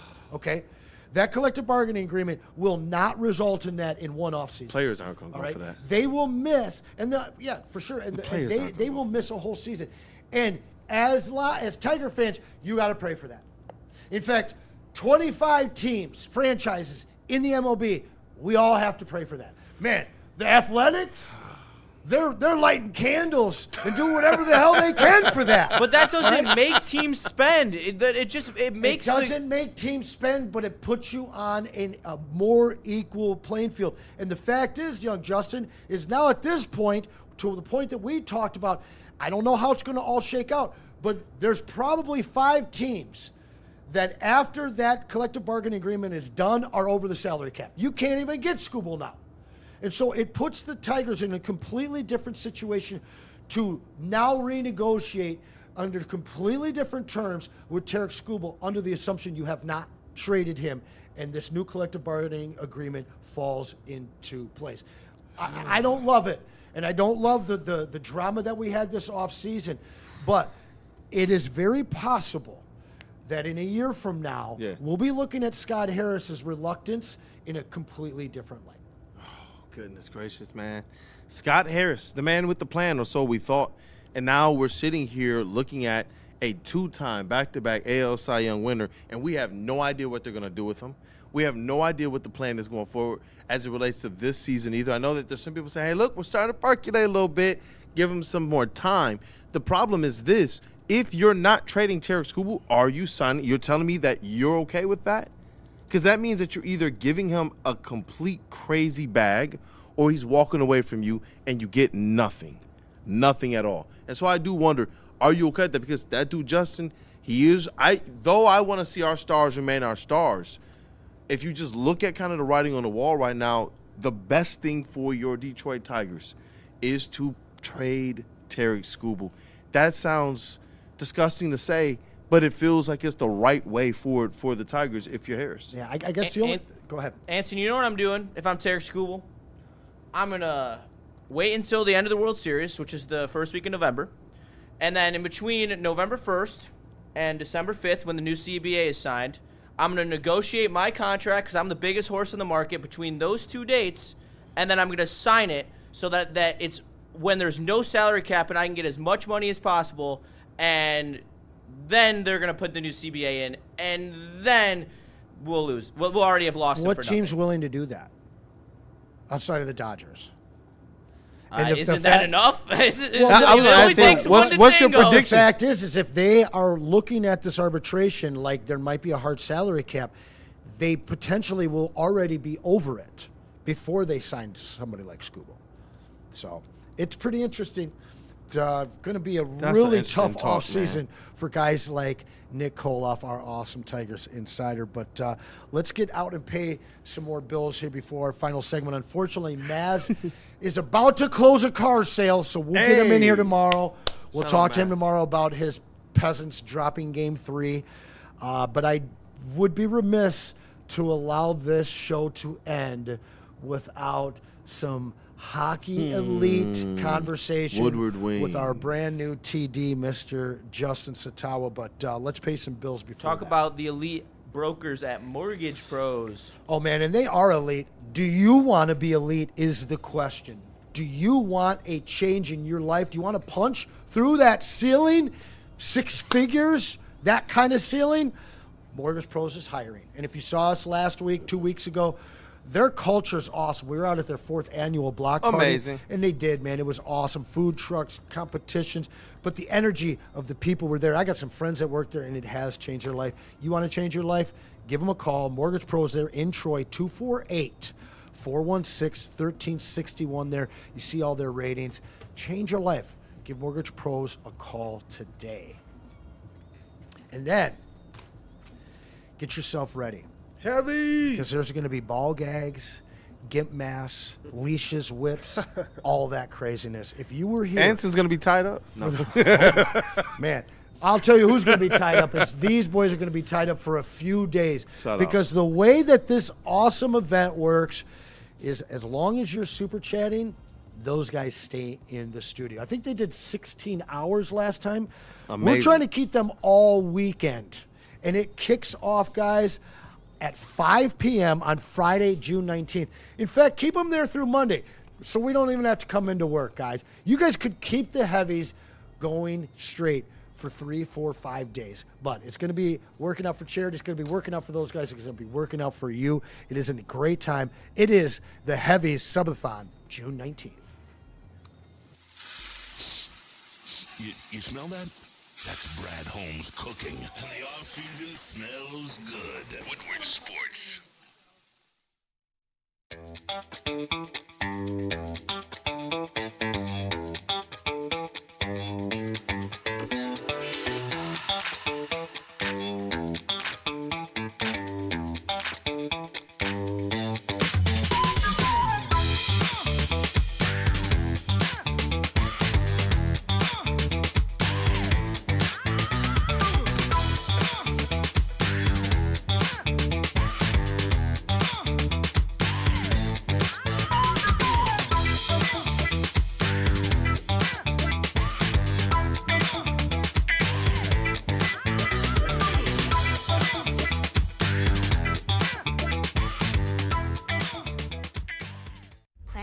Now has even more best-in-class strength equipment. Join today for $1 down and save.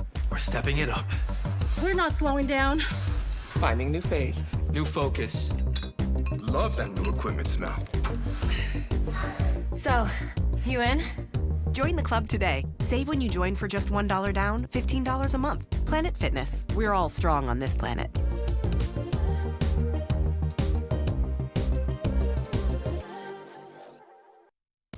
Game is won in the trenches, and our big fellas don't mess around. The Woodward Heavyweights on Woodward Sports.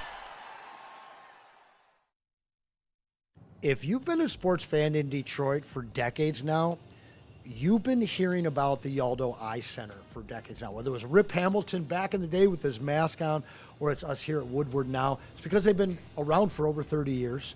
They've done over 100,000 procedures.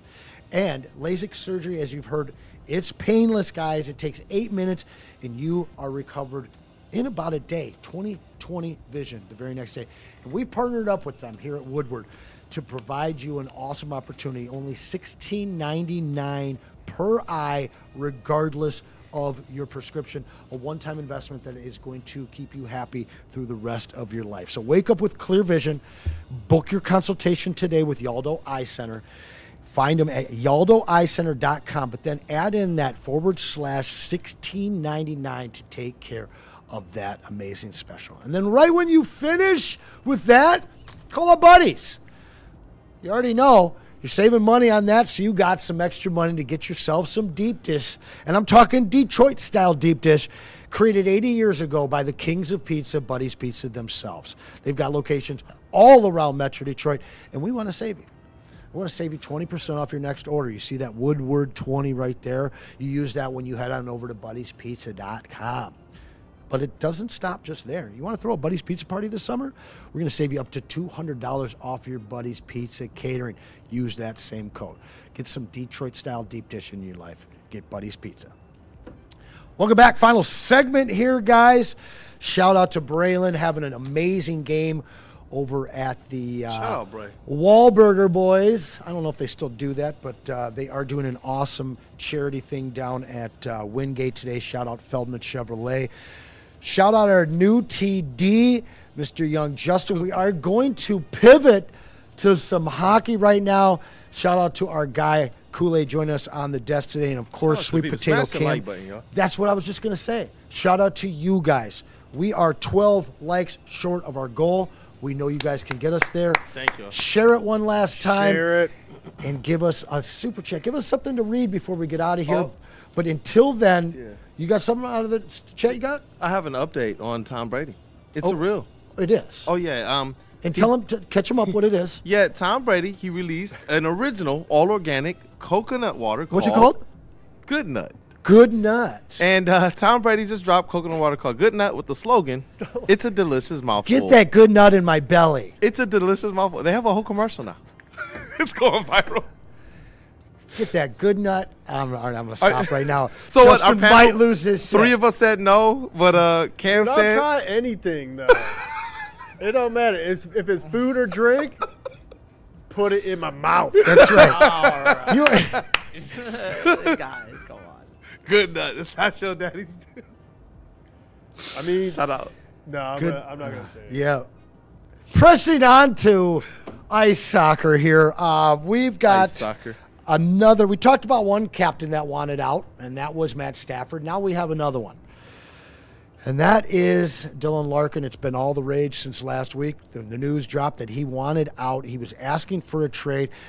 We've all gone back and forth ad nauseum about the state of the Red Wings. Let's not do that right now. Let's talk about the state that this guy's going to end up in. Is this guy going to Vegas?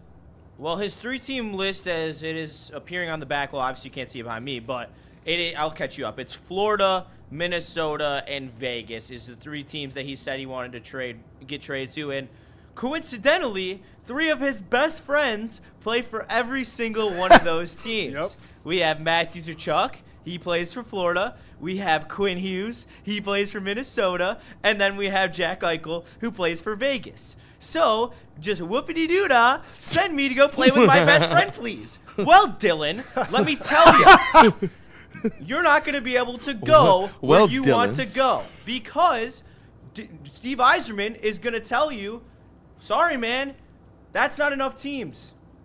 I'm not sending you to any of those teams. You can spend the time sitting here until you're 35 when your contract is over because none of those teams have remotely a good enough package that Steve Yzerman would want.